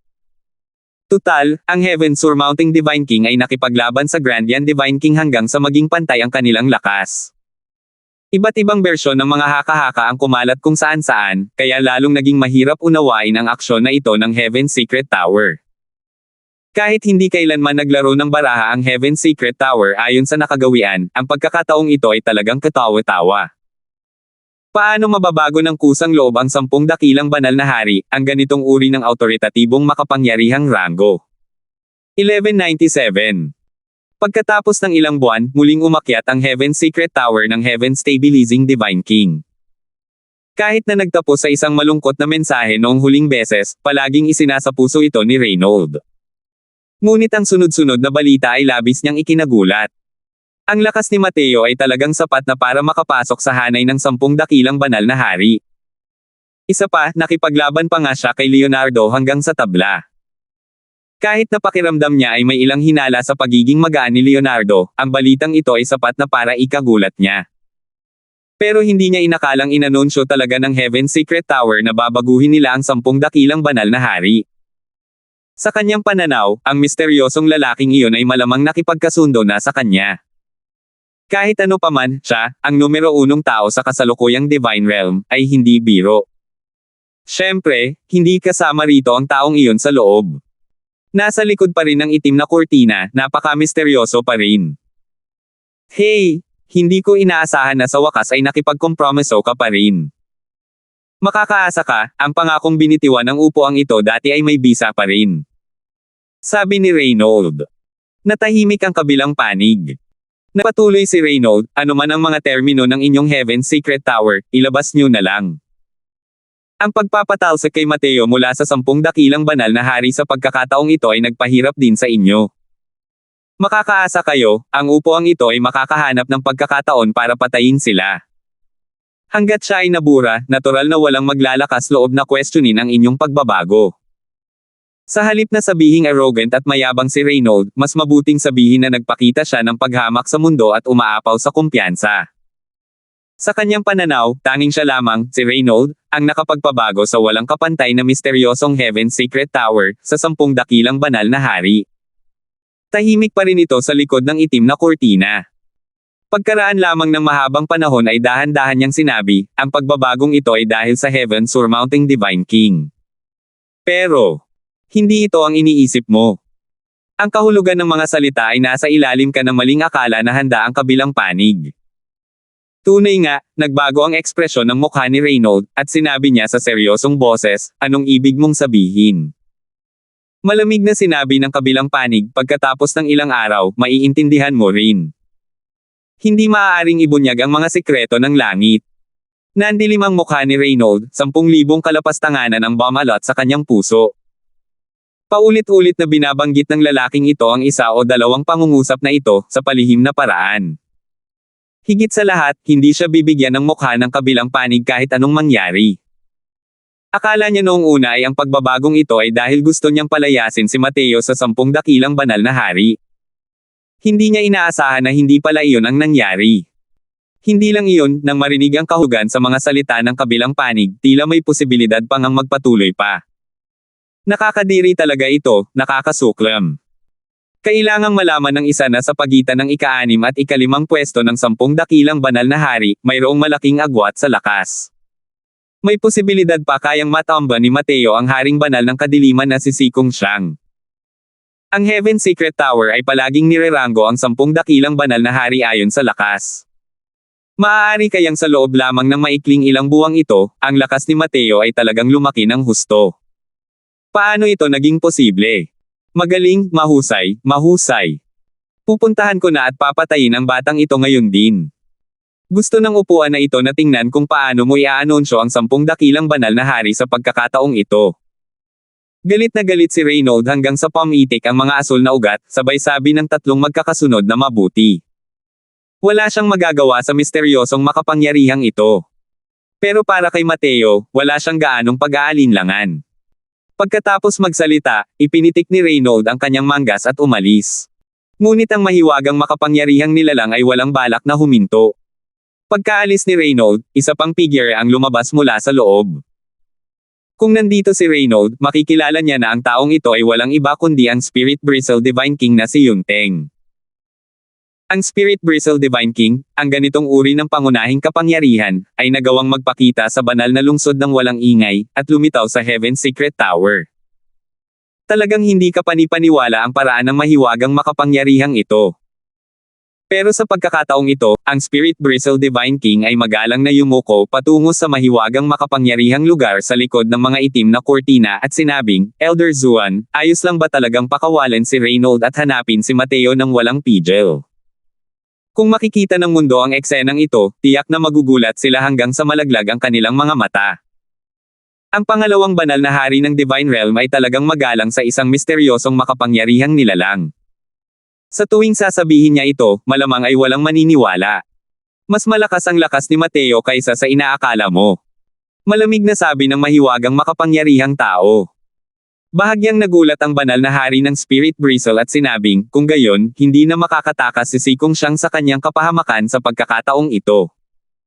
Huhu, maghintay ka lang at makikita mo, sabi ng misteryosong makapangyarihang tao na bahagyang ngumiti.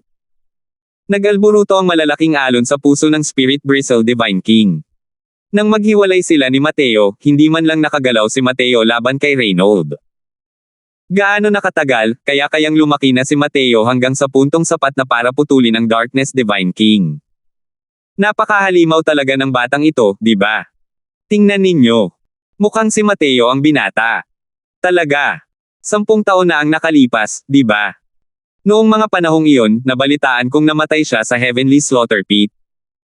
Hindi ko inaasahan na magpapakita pa pala siya ulit sa Azure Arena. Noon, niyanig ng pangalan ni Mateo ang Azure Arena. Ang 12 Exalts, bawat isa sa kanila ay naglalaban-laban para makuha siya. Napakalakas ng kanyang lakas. Noong ina-activate niya ang Azure Mode, nagtagumpay talaga siya sa hamon. Hindi pa ito nagawa ni Newman sa loob ng 10,000 taon. Tama, inanunsyo ng Heaven's Secret Tower na ang ika-6 na banal na hari ay tinatawag ding Mateo. Hindi naman siguro. Siya yun, di ba? Haha, ang galing mo talagang makaisip ng pantasya. Noong dumating si Mateo noon, isa lamang siyang martial artist sa Heaven Enlightenment Realm. Ngayon, 10 taon pa lang ang nakalipas, kahit na mas mataas pa ang kanyang talento, hindi pa rin posible na maging ganito kahalimaw, di ba? Noon, si Mateo ay dumagsa sa Azure Arena. Lalo na't pinapagana nito ang suicide mode, nakaakit ito ng malalaking grupo ng mga martial artists na pumaligid at manood. Malakas pa rin ang impresyon ng mga taong iyon kay Mateo. Kaya naman, pagpasok pa lang ni Mateo sa Azure Arena, nakilala na siya ng ilang mapanghimasok na tao. Sa kanilang pananaw, ang Mateo na ito ay may kaparehong pangalan lamang sa Heaven Surmounting Divine King, si Mateo. Sa loob ng 10 taon, isang makapangyarihang nilalang sa Heaven Enlightenment Realm na lalago upang sumali sa 10 dakilang banal na hari, ito ay isang bagay na imposibleng mangyari. Ngunit kahit na ganoon, hindi nito nahadlangan ang kanilang damdamin ng pagsamba at takot kay Mateo. Hawak ni Mateo ang Absolute Kill Token. Natural lang na hindi naging problema ang pagpasok sa Azure Arena. Nakahanap siya ng isang martial artist na may disenteng lakas at lumapit para magtanong, maaari mo akong tanungin, nasa Azure Arena pa rin ba ngayon ang hari ng demonyo at si Tansy? Noon, nagmamadaling umalis si Mateo at masasabing tumakas dahil sa takot at hindi na niya sila isinama. Ngayong 10 taon na ang lumipas, natural lang na kailangan ni Mateo na hanapin ang ilang kakilala na ito pagbalik niya sa Azure Arena. Nang magtanong si Mateo, naging napakapangit ng ekspresyon ng martial artist na iyon. Nanlumo si Mateo, at sinabi niya sa malamig na boses, magsalita ka. Kumusta sila? Bumukas ng lubusan ang konsepto ng slaughter concept ni Mateo. Pakiramdam ng martial artist na iyon ay halos mabigla na siya. Magsasalita ako. Umalis ang hari ng demonyo sa Azure Arena hindi nagtagal pagkaalis mo. Si Tansy naman. Namatay siya. Nalungkot si Mateo at nagtanong, sino ang pumatay sa kanya? Bagamat hindi nagkaroon ng malalim na pagkakaibigan sina Mateo at Tansy, nagsilbi siyang gabay niya sa loob ng isang panahon. Hindi inaasahan ni Mateo na siya pala ay napatay. Paanong hindi magagalit si Mateo? Ito. Si Exalt Coldblood iyon. Sabi ng taong iyon. Hindi ba't walang kakayahang kumilos ang mga matataas laban sa mga taong nasa ibaba? Malamig na sabi ni Mateo. Kay kamahalan, pagkatapos ninyong umalis, mabilis na pumailanglang si Tansy, umaangat sa posisyon ng isang Exalt. Pero sa unang araw na naging Exalt siya, napatay siya ni Exalt Coldblood. Sabi ng martial artist na iyon. Bahagyang nanliit ang mga mata ni Mateo, nagpapakita ng balak na pumatay. Napakagaling na Coldblood. Mukhang kailangan nating ayusin ito ng maayos ngayon. Malamig na sabi ni Mateo. 1198. Boom! Sa ika-6 na palapag ng Azure City, isang pavilion ang direktang binasag ni Mateo gamit ang isang palad. Putek! Sino ang may gawa nito? Sino ang maglalakas loob na kumilos ng walang hiya sa Coldblood Pavilion ko? Sawang-sawa ka na bang mabuhay? Sino? Sino ba ang may gawa nito? Lumabas ka rito para sa tatay mo. Hindi mo ba alam na ang Coldblood Pavilion ay pinoprotektahan ni Exalt Coldblood? Sino ba naman ang matapang? Isang grupo ng mga tao ang kumain ng alikabok ng siksikan at lumabas ng pavilion na nagmumura ng mayabang. Si Coldblood ang pangalawang pinakamataas na antas ngayon, ang kanyang katayuan ay pangalawa lamang sa Exalt Netherkill. Kaya naman, ang kanyang mga tauhan sa ilalim ng kanyang pamumuno ay napaka-arrogant rin. Halos walang nang-ahas na mang-asar. Lumipas ang 10 taon, nahasa ni Coldblood ang isa pang malaking pangkat ng mga eksperto sa Faceless Realm sa ilalim niya, gumagala sa ika-6 na antas ng walang anumang pag-aalinlangan. Isang binata, may hawak na tableta sa kanyang kamay, ang dahan-daang lumapit sa harap ng lahat. Simula ngayon hanggang sa dumating si Coldblood, kailangan niyong lahat na yumuko sa kaibigan ko ng walang tigil. Ay lakas ninyo ang boses. Kung hindi maririnig ng batang Panginoon na ito ang tunog, magpapabunga ako ng bulaklak sa inyong mga ulo, malamig na sabi ni Mateo. Marahil ay may 100 tao na lumabas mula sa Coldblood Pavilion. Ang mga taong ito ay pawang mga martial artist ng Faceless Realm. Marami pa nga silang mga taong isang hakbang lang ang layo sa Dao Profound. Nagpalitan sila ng tingin at biglang nagulat na humagalpak ng tawa. Hahaha. Pinapatay mo ang Panginoon mong Foster. Sa Azure Arena na ito, wala pang sino man ang nang-ahas na magsalita sa ating Coldblood Pavilion ng ganito. Saan nanggaling ang batang ito, nandito ka para libangin ang Panginoon mong Foster? Patay na lahat ang mga 6th level martial artist na nakakita na kay Mateo noon. Hindi alam ng iilang lalaking ito ang kinatatakutan ni Mateo. Hindi lang sila, bawat isa sa mga martial artist na naroon ay nakaramdam din na biro lang si Mateo. Natatakot siyang takutin si Coldblood at sadyang pinigilan ang kanyang kaharian sa Faceless Realm. Kaya naman, sa pananaw ng mga taong ito, ang ginawa ni Mateo ay hindi gaanong naiiba sa paghingi ng kamatayan. Sa buong Azure Arena, tanging si Exalt Netherkill lamang ang nang-ahas na hamanin si Exalt Coldblood. Swoosh! Puchi! Bahagyang pamitik ang daliri ni Mateo. Isang guhit ng maliliit na enerhiya ng espada ang biglang sumabog, tumusok diretso sa ulo ni Lord Foster. Nanlaki ang mga mata ni Lord Foster. Hindi siya makapaniwala hanggang sa siya ay mamatay, na ang binata na ito sa harap niya ay pinatay siya ng walang pakundangan. Ngayon, magkuyuko ka na ba? Matipid na sabi ni Mateo. Agad na napuno ng matalas at malamig na hanggaring pumatay ang buong plaza. Konsepto ng malaking pagkumpleto ng pagkatay. Dahil dito, nagulat ang lahat. Ang hindi kilalang batang ito ay talagang lubos na nalinang ang konsepto ng pagpatay. Kailangang malaman ng isa na kahit ang 12 Exalts, wala ni isa sa kanila ang may isang taong nakapaglinang ng konsepto ng pagpatay hanggang sa ganap na kasukdulan.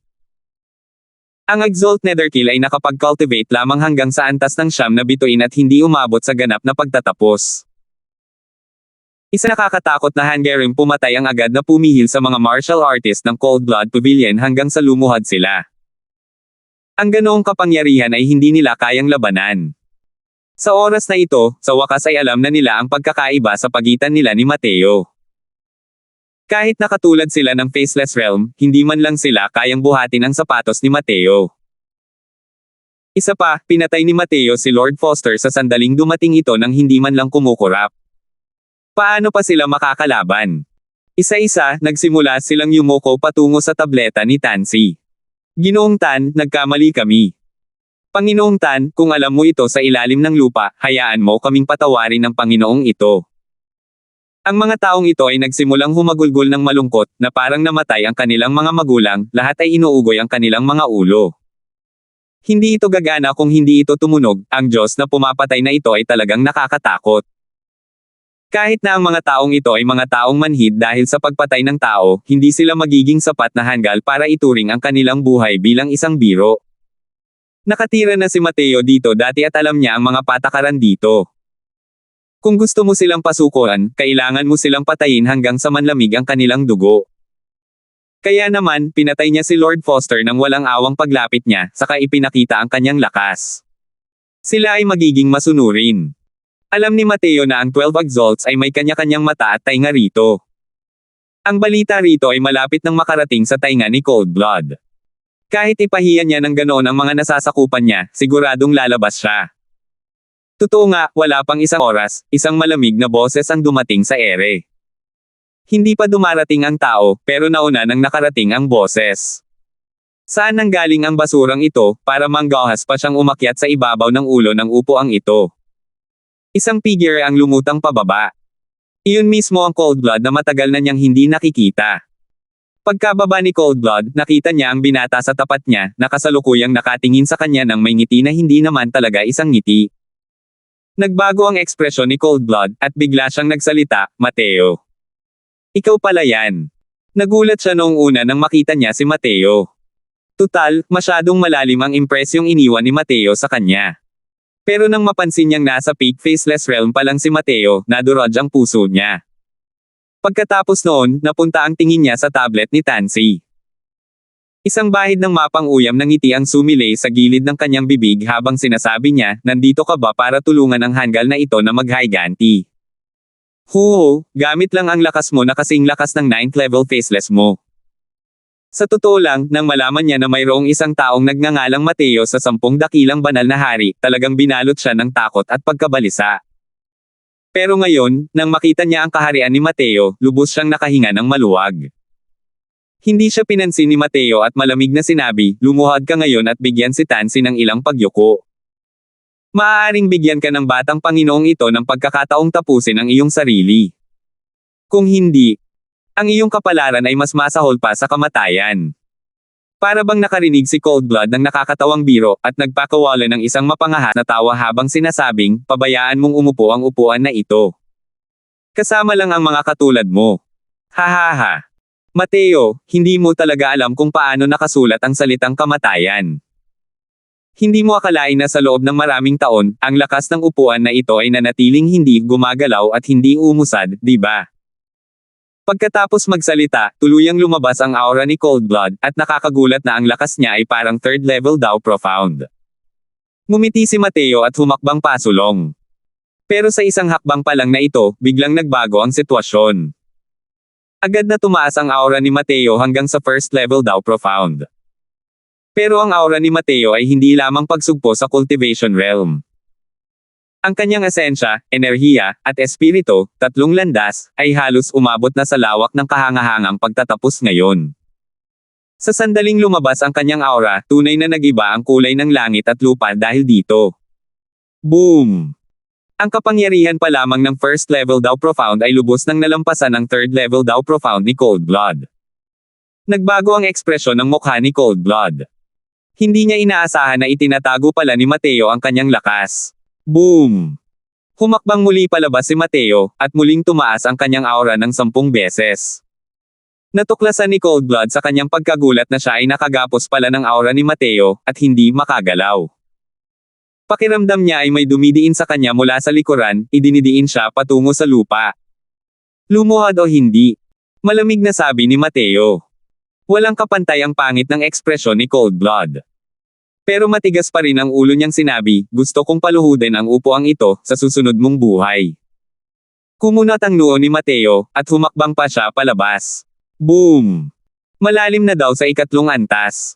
Isang kalabog lamang ang narinig. Hindi na napigilan ni Cold Blood, natalo siya ni Mateo hanggang sa lumuhad siya. Pagsuko. Mahina lamang na ibinuka ni Mateo ang isang salita na nagpapakita ng balak niyang pumatay. Makapal na takot ang lumabas sa mga mata ni Cold Blood. Hindi niya inakala na hindi lang pala itinatago ni Mateo ang kanyang lakas, kundi napakarami pa niyang itinago. Ang kasalukuyang Mateo ay hindi na niya kayang hanggan pa. Nakakatakot ang lakas na ito. Sa simula ay umaasa pa nga siya kay Exalt Netherkill na darating at ililigtas siya. Ngunit ngayon, alam na niya na kung hindi pa rin siya magkuyoko, kamatayan na lamang ang mangyayari. Ngayon, sa pamamagitan lamang ng paghihintay sa pagdating ng kanyang Panginoon siya maliligtas. Dahil sa matinding pag-aatubili, sa wakas ay nagpatira pa si Cold Blood. 1199. Nagulat ang lahat sa pagiging dominante ni Mateo. Napakalakas. Sa pamamagitan lamang ng pag-asa sa pamimilit, natalo niya si Exalt Cold Blood hanggang sa lumuhad ito. Mateo, ang pangalang ito ay tila eksaktong kapareho ng Heaven Surmounting Divine King. Hindi siya. Ang Heaven Surmounting Divine King, tama ba? Hindi pwede. Dapat itong si Mateo ang sumikat 10 taon na ang nakalilipas sa Azure Arena. Isa lamang siyang Heaven Enlightenment Realm noon. 10 taon pa lang ang nakalilipas, paano siya naging isa sa 10 dakilang banal na hari? Sunod-sunod na pinag-iisipan ng mga tao ang pagkakakilanlan ni Mateo. Ngunit marami pa rin ang ayaw maniwala na si Mateo na ito ang Heaven Surmounting Divine King. Tutal, ang pagtawid mula sa Heaven Enlightenment Realm patungo sa hangganan ng 10 dakilang banal na hari sa loob ng 10 taon, ito ay masyadong pinalabis. 10 dakilang banal na hari, alin ang hindi nakarating sa ganitong taas pagkatapos lamang ng libu-libong taon ng pag-iipon. Ang magulong dagat ng demonyo ay hindi kailanman naging isang makatwirang lugar. Ang matataas at makapangyarihang mga nagmamataas ay magsisiyuko rin ang kanilang mga mapagmataas na ulo sa harap ng lubos na lakas. Iyon nga lang, halos walang sino man ang may ganoong lakas. Pero kaya naman ni Mateo. Sumulyap si Mateo sa tablet ni Tansy at palihim na bumantong hininga habang sinasabing, wala tayong malalim na pagkakaibigan. Pero ako ang nagdala sa iyo sa apoy. Ang komedyang ito ngayon, ituring mo ito bilang isang seremonya ng pag-alaala para sa iyo. Noon, walang alam ang mundo sa labas kung ano ang nangyayari sa loob ng Heavenly Slaughter Pit. Inakala pa nga ni Tansy na may naganap na aksidente kay Mateo sa loob. Hindi niya lubos na inaasahan na matagal na siyang tina-target ng Cold Blood. Ang dahilan ay dahil malapit ang relasyon nila ni Mateo. Putok, putok, putok. Mabigat ngunit maindayog ang mga tunog ng pagyuko ni Cold Blood. Kahit ano paman, ang mukha niya ay talagang namula ngayong araw. Sige, patayin mo ang sarili mong buhay. Siyempre, pwede kitang bigyan ng pagkakataong hamanin ako. Pero, kailangan mong maging handa na hindi na muling magkatawang tao magpakailanman. Malamig na sabi ni Mateo. Agad na hamupa ang presyon sa katawan ni Cold Blood. Ngunit ang mabigat na bigat sa kanyang puso ay hindi nabawasan kahit kaunti. Ang dalawang pagpipilian na ibinigay sa kanya ni Mateo ay parehong kamatayan. Natural lang na ayaw niya na patayin siya ng ganoon na lang. Pero kahit hindi na siya muling magkatawang tao magpakailanman, nakakaramdam pa rin siya ng takot. Pero, nang masaksihan ang lakas ni Mateo, alam niyang wala talaga siyang pag-asa na manalo. Lumingon ang tingin ni Cold Blood sa paligid. Naghihintay siya ng mga karagdagang tauhan. Biglang nagliwanag ang kanyang mga mata, at nagising ang buong pagkatao niya. Ang dating anino ay naalis na. Swoosh! Swoosh! Swoosh! Lumapag ang 11 na numero. Tuwang-tuwa si Cold Blood at sinabing, Kuya Netherkill, sa wakas ay dumating ka na. Sa mga oras na ito, pakiramdam niya ay halos humiwalay na ang kaluluwa niya sa katawan niya. Masyadong malakas ang pressure na ibinigay sa kanya ni Mateo. Kanina lang, halos magpapakamatay na talaga siya. Hahaha, Mateo, ano ngayon kahit itago mo pa ang lakas mo? Kahit na nandito si Kuya Netherkill, kaya mo pa ring baligtarin ang langit. Sabi ni Coldblood sabay tawa ng malakas. Sa oras na ito, mayroon siyang labis na tuwa sa pagsampal sa mukha. Hindi ba't pinilit mo akong magpakamatay? Ngayon, titingnan ko kung paano ka magayos. Alam niyang ang lakas ni Netherkill ay lumakas ng husto nitong mga nakaraang taon at umabot na sa ikapitong antas ng Dao Profound. Isa pa, nasa likod ni Netherkill ang kanyang Panginoon. Tumingin si Mateo kay Coldblood nang may natatawang tingin at nakangiting sinabi, kung gusto kitang patayin, walang makakapigil dito. Tumawa ng malaki si Coldblood at sinabing, sino ba ang hindi marunong magyabang? Mateo, itinuturing mo ba talaga kaming 12 exalts na isang taong puro kanin lang ang alam at walang ginagawa? Noon, sa Heavenly Slaughter Pit, isang malaking grupo ng 12 exalts ang namatay. Ngayon, ang 12 exalts na ito, ay malinaw na nagpabago ng isa pang grupo. Walang pakialam na sinabi ni Mateo, kung hindi, ano sa tingin mo? Pagkatapos magsalita, hindi pinansin ni Mateo si Coldblood at sinabi kay Netherkill, papuntahin mo si Sikong Siyang. Ang batang Panginoon na ito ay dumating para gumanti ng puot ng isang palad. Sabi ni Netherkill, papunta na si Master. Kailangan daw niya ang banal mong artifact. Nakangiting sabi ni Mateo, ganoon ba? Kung gayon, hayaan mo siyang magmadali. Ah, sige, ang batang Panginoon na ito ang magpapaalis sa iyo. Kapag nakita mong nakalagay sa supot ng balat na ito, nakakaramdam ng pagkasuklam ang batang Panginoon na ito. Nang sandaling humina ang boses niya, nanlamig ang ekspresyon ni Mateo. Isang nakakatakot na puwersa ng kaluluwa ang sumabog. Ugong. Hindi pa naiintindihan ng lahat ang nangyayari, at marahang bumagsak na sa lupa si Netherkill. Dahil sa kasalukuyang soul force ni Mateo, napakadali lang talagang lipulin ang isang clone ni Sikong Siyang. Ang gusto niya ay ang buo at walang buo na bangkay ni Netherkill. Nang makitang kausap siya ni Netherkill, hindi na mapigilan ang galit sa puso ni Mateo at agad itong sumabog. Chi! Tumaas ang daliri ni Mateo sa espada, at ang iba pang 10 dakilang kaluwalhatian ay naging alikabok sa isang kisap mata. Natulala talaga si Coldblood. Ang ikapitong antas na Dao Profound Netherkill ay napatay ng ganoon kadali ng isang Divine Soul attack. At saka, 10 dakilang dakila ang nalipol nang hindi man lang hinuhugot ang kanilang mga sandata. Gaano nga ba kalakas ang kasalukuyang Mateo? Gayunpaman, ang mga salita ni Mateo ay pumukaw ng matinding ingay sa mga tao. Sikong Siyang. Hindi ba ito ang pangalan ng Haring Banal ng Kadiliman? Maaari kayang nasa likod ni Exalt Netherkill ang Darkness Divine King. Hindi ba't ibig sabihin nito ay ang Chaotic Devil Sea ang nasasakupan ng Darkness Divine King?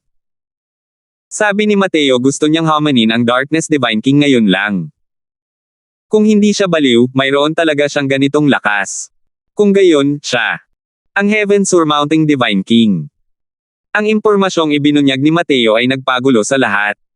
Habang si Coldblood ay nakatitig ng mataman kay Mateo, ang kanyang mga mata ay puno ng kawalan ng pag-asa. Langit na nakahihigit sa banal na hari. Si Mateo talaga ang naging Heaven Surmounting Divine King. Ako. Anong klaseng nakakatakot na kalaban ang pinukaw ko? Humabog. Lumuhad si Coldblood kay Mateo at humagulgol, Heaven Surmounting Divine King, si Coldblood ang hindi nakakilala sa bundok tay kahit na may mga mata ako. Kamahalan, maging mapagbigay ka at hayaan. Hayaan mong kunin ng hamak na ito ang sarili kong buhay. Ako. Mali ako. Alam ni Coldblood na napakalaki talaga ng agwat sa pagitan nila ni Mateo. Hanggat hindi sumasang-ayon si Mateo, hindi niya ito magagawa kahit gusto pa niyang mamatay. Sa oras na ito, wala na siyang pag-asang swertehin sa puso niya, at umaasa na lamang siya sa mabilis na pagkamatay. Ngunit ito ay naging isang luho na. Malamig na sabi ni Mateo, binigyan ka na ng batang Panginoon ng pagkakataon, pero ikaw mismo ang hindi nagmalasakit dito. Habang nagsasalita, hawak ni Mateo ang isang maputlang apoy sa kanyang palad. Ang apoy na ito ay nagpakabog sa mga tao dahil sa pagkabalisa at takot. Agad na naglaho ang kulay sa mukha ni Coldblood. Sige. Bahagyang itinulak ni Mateo ang palad. Direktang sinunog ng cleansing sandal sacred flame ang pisikal na katawan ni Coldblood, pagkatapos ay binalot ang kanyang banal na kaluluwa at lumipad papunta sa tabi ni Mateo.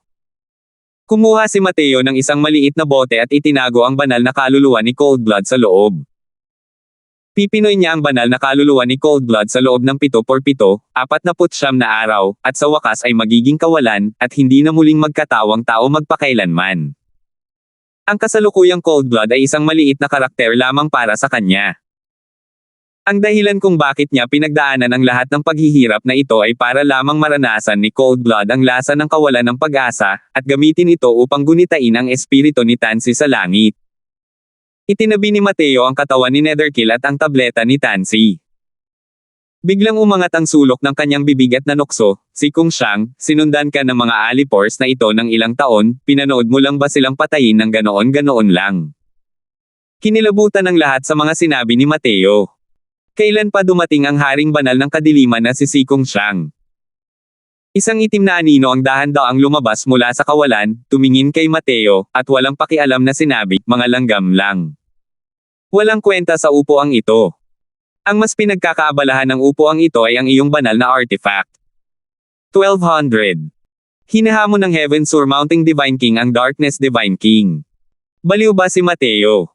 Hindi ba niya alam na mayroong napakalaking agwat sa pagitan ng ika-5 antas at ika-6 na antas? Mukhang malaki ang alitan nila. Parang noong huling beses na pumasok sila sa Heavenly Slaughter Pit, nagkaroon ng malaking alitan sa pagitan nilang dalawa. Tama, hindi ba't sinabi ng Heaven Secret Tower na magkakaroon ng ilang pagbabago kamakailan ang 10 dakilang banal na hari? Maaari kayang ito ay tumutukoy sa paghaharap na ito sa pagitan nila. Ang lihim na tore ng langit ay talagang nakakatakot para mahulaan kahit ang ganitong uri ng bagay. Karapat-dapat sa alayam ng langit, ang dalawang salitang ito. Handa na sina Mateo at si Kung Xiang para sa isang paghaharap na agad na umani ng maraming haka-haka. Ang Heaven Secret Tower ay nakakalat sa buong Divine Realm. Kahit na medyo malayo ang Chaotic Devil Sea, alam na rin nila ang balita na magkakaroon ng ilang pagbabago ang 10 dakilang Divine King. Bihirang magbunyag ng kahit ano ang mahiwagang Darkness Divine King sa Divine Realm. Walang nakakaalam kung gaano kalakas ang kanyang lakas. Pero walang duda, para makapanatili siyang matatag sa ika-5 pwesto, tiyak na nakakatakot ang lakas niya. Nang marinig na pinagnanasaan pa rin ni si Kung Xiang ang kanyang banal na artifact, ngumiti si Mateo at sinabing, "Nandito lang ang banal na artifact. Hanggat kaya mo akong patayin, iyon na ang lahat ng ito." Kung gayon, ang upuang ito ang pupunta rito at kukunin ito. Umalangaw-ngaw ang mahinang boses ni si Kung Xiang. Bigla na lamang dumilim ang kalangitan. Baka sa boses niya ang paghamak sa lahat ng bagay na para bang wala siyang dapat pansinin. Kahit na si Mateo ay kabilang din sa 10 dakilang banal na hari, hindi niya ito isinapuso. Ang kulay dugong langit ay ganap na nababalot ng kadiliman sa oras na ito. Di nagtagal, ang paligid ay tuluyang dumilim, hindi makita ang mga daliri kapag iniunat ang mga kamay. Kasabay nito, sinabayan ito ng hindi mabilang na takot na mga boses. "Wala akong makita. Anong nangyayari dito? Hindi ko na maramdaman ang enerhiya ng nakapalibot na asensya. Diyos ko, ang enerhiya ng aking asensya ay mabilis na umaagos palayo." Karapat-dapat si Kung Xiang sa titulong kay Daliman. Sa sandaling kumilos siya, para bang sasamsaman niya ang lahat. Hindi makakita ang mga martial artist na ito. Bukod pa rito, parang tuluyang naputol ang enerhiya ng nakapalibot na asensya. Hindi lang iyon, sa loob ng rehiyong ito ng madilim na espasyo, ang kanilang enerhiya ng asensya ay mabilis na dumadaloy palayo, kahit na hindi sila gumamit ng anumang martial technique o cultivation method. Ang ganitong estilo ng pakikipaglaban ay sadyang hindi makatwiran. Sa dilim, narinig ang walang pakialam na boses ni si Kung Xiang. Alam ng loklokang ito na ikaw ang bagong akyat na ika-6 na banal na hari. Pero sa loklokang ito, pareho lang ang lahat. Noong nakaraan, dahil ang loklokang ito ay nasa isang saradong liblib na lugar sa kailaliman ng Heavenly Slaughter Pit, pinalad kang makatakas. Hindi mo inaasahan na sa pagkakataong ito, inihatid mo pa ang iyong sarili sa pintuan upang hanapin ang kamatayan. Kung gayon, ang loklokang ito ay hindi na magiging magalang. Mawalan ka ng pag-asa at mamatay sa kadilimang ito. Bigla, isang nakakatakot na puwersang lumalamon ang lumabas mula sa loob ng kadiliman. Naramdaman ni Mateo na ang enerhiya ng asensya sa loob ng kanyang katawan ay mabilis na umaagos palayo. Ang konsepto ng kadiliman na ito ay taglay ang kapangyarihan ng mga batas ng banal na daw at kayang lumunin ang lahat. Ang lahat ng koneksyon sa pagitan ng kadilimang ito at ng labas ng mundo ay tuluyang naputol. Matapos maranasan ang unang takot, sa wakas ay hamupa na ang emosyon ng mga martial artist na iyon. Alam nila na hindi sila ang tina-target ng Darkness Divine King. Si Mateo, na nasa gitna ng kadiliman, ang dapat sanay nawawalan ng pag-asa sa oras na ito. Tunay ngang karapat-dapat na maging ikalimang banal na hari. Ang pamamaraang ito ng digmaan ng banal na hari ng kadiliman ay masyadong hindi makatwiran. Oo. Hindi makakita, hindi makahawak, nilalamon na nga ang enerhiya ng asensya, paano pa lumaban? Nasa panganib ang heaven surmounting Divine King. Masyado siyang pabaya para hamanin ang isang Divine King na nasa top 5. Hindi ba't isa itong panliligaw na kamatayan? Mukhang ang mga pagbabago sa Heaven Secret Tower ngayon ay para tanggalin ang pangalan ni Mateo sa listahan. Hindi naman sa minamaliit nila si Mateo, kundi dahil masyadong nakakatakot ang galaw na ito ni Si Kung Xiang. Walang nakakita bago ang pag-atake ng Darkness Divine King. Ngunit sa sandaling kumilos siya, nagulat ang mundo. Ang konsepto ng kadiliman ay isang napakahirap intindihin na konsepto sa simula pa lang. Para sa hari ng kadiliman na maunawaan ito ng ganito kalawak, ito ay sadyang hindi pa naririnig. Ang pagputol sa enerhiya ng asensya ay katumbas ng pagputol sa lifeline ng martial artist. Nang maabot ang Divine King, ang ganitong uri ng realm, ang isa ay umasa sa pag-unawa patungo sa heavenly Tao at manonyebra ang enerhiya ng langit at lupa para sa labanan. Para sa isang Divine King powerhouse, dahil hindi niya kayang gamitin ang enerhiya ng langit at lupa at umasa lamang sa sarili niyang enerhiya ng asensya para itugma ang mga kapangyarihan sa kalaban, wala itong pinagkaiba sa panliligaw ng kamatayan. Pero ang Darkness Divine King ay mabangis at hindi makatwirang pumutol sa lahat ng enerhiya ng asensya ng ganito lang kalakas. Bukod pa rito, ang kadilimang ito ay maaaring magpabilis sa pagkonsumo ng enerhiya ng asensya ng martial artist. Sa sitwasyong ito kung saan ang lakas ng isang partido ay humihina habang ang lakas ng isa ay tumataas, walang paraan upang lumaban. Sa kanilang pananaw, ang hakbang na ito ay sadyang walang anumang kapintasan sa baluti. Malamang, kahit dumating ang Heaven Stabilizing Divine King, sasakit pa rin ang ulo niya, di ba? Dahan-dahang lumipas ang oras, ngunit hindi man lang gumalaw si Mateo. Habang ang Darkness Divine King ay tila hindi rin nababalisa. Nanatili siyang tahimik sa loob ng kadiliman at hindi gumalaw. Tila bumagsak ang mundo sa katahimikan na parang kamatayan. Mukhang hindi ka naman nag-aalala. Biglang binasag ni Si Kung Xiang ang katahimikan. Bakit ako kailangang mag-alala? Base lang sa pangit mong galaw. Naglabas ng matinding pangungutya ang mga salita ni Mateo. Nakakatuwa ka talaga, ibang-iba sa mga taong napatay ko noon. Hindi nagalit si Kung Xiang at mahinahon pa ring sinabi. Natahimik si Mateo at saka lang nasabi pagkaraan ng mahabang panahon, ikaw ang pumatay kay Wuya at nararapat kang mamatay. Si Netherkill ba ang tinutukoy mo? Magaling ang talento ng batang ito. Isang karangalan ang mapili ng upuan na ito para maging clone. Sa pagkakaalam ko, mukhang wala kang dapat na i-interaksyon sa kanya. Walang pakialam na sabi ni Si Kung Xiang na para bang ordinaryong bagay lang ang tinutukoy niya. Muling natahimik si Mateo. Galit na galit siya kay Cold Blood, ang lalaking ito. Ngunit habang lalo siyang nagagalit, lalo siyang nagiging kalmado at nakakatakot. Para sa akin, isa na siyang kalahating Panginoon. Sabi ni Mateo. Ganito di ba, hindi na nakakapagtaka. Sayang naman, susunod ka rin sa mga yapot niya. Sige, malapit nang matapos ang oras. Dapat ay pinapante ka na ng upuang ito. Ilabas mo na ang iyong banal na artifact. Kung hindi, wala nang pagkakataon, walang pakialam na sabi ni Si Kung Xiang. Hindi mo na kailangan ng isang banal na artifact para harapin ka. Napakalakas ng loob ng binata. Tumawa ng pangungutya si Kung Xiang at walang habas na umatake. Sa dilim, isang malaking kamay ang walang ingay na humampas sa likod ni Mateo. Ang intensyong pumatay ng galaw na ito ay namuo at hindi nawala. Hindi ito naiiba sa isang palaso na pinatama mula sa pagtatago sa kadilimang ito dahil wala ni isang senyales ng anumang banta bago pa man. Tila walang kaalam-alam si Mateo at nakatalikod pa rin sa palad na ito. Sa dilim, isang bahid ng malamig na ngiti ang sumilay sa mga sulok ng bibig ni Si Kongxiang. Gaya ng inaasahan, puro pagyayabang lang ang alam, di ba? Sus! Sus Mariosep! Biglang nawala ang ngiti sa mukha ni Si Kongxiang. Walang tinamaan ang palad na ito. Kanina lang, kakaibang nagbago ang anyo ni Mateo, at muntik nang maitama ang suntok na ito. Siguradong aksidente lang yun. Sa dilim, inayos ni Si Kongxiang ang anggulo at muling itinapat ang isang palad kay Mateo. Gayunpaman, sumablay itong muli. Huho, ang mataas na Darkness Divine King ba ay isa lamang duwag na palihim na umaatake sa mga tao mula sa likuran. Sa dilim, narinig ang mapangutsyang mga salita ni Mateo. Dahil dito, sa wakas ay nalaman ni Si Kongxiang na hindi ito isang aksidente. Alam na alam talaga ni Mateo kung saan niya pinakawalan ang palad niya. Nahahalato mo ba ako? Sa mga salita ni Si Kongxiang, dala-dala nila ang makapal na kawalan ng katiyakan. Ang kadilimang ito ay ganap na kadiliman.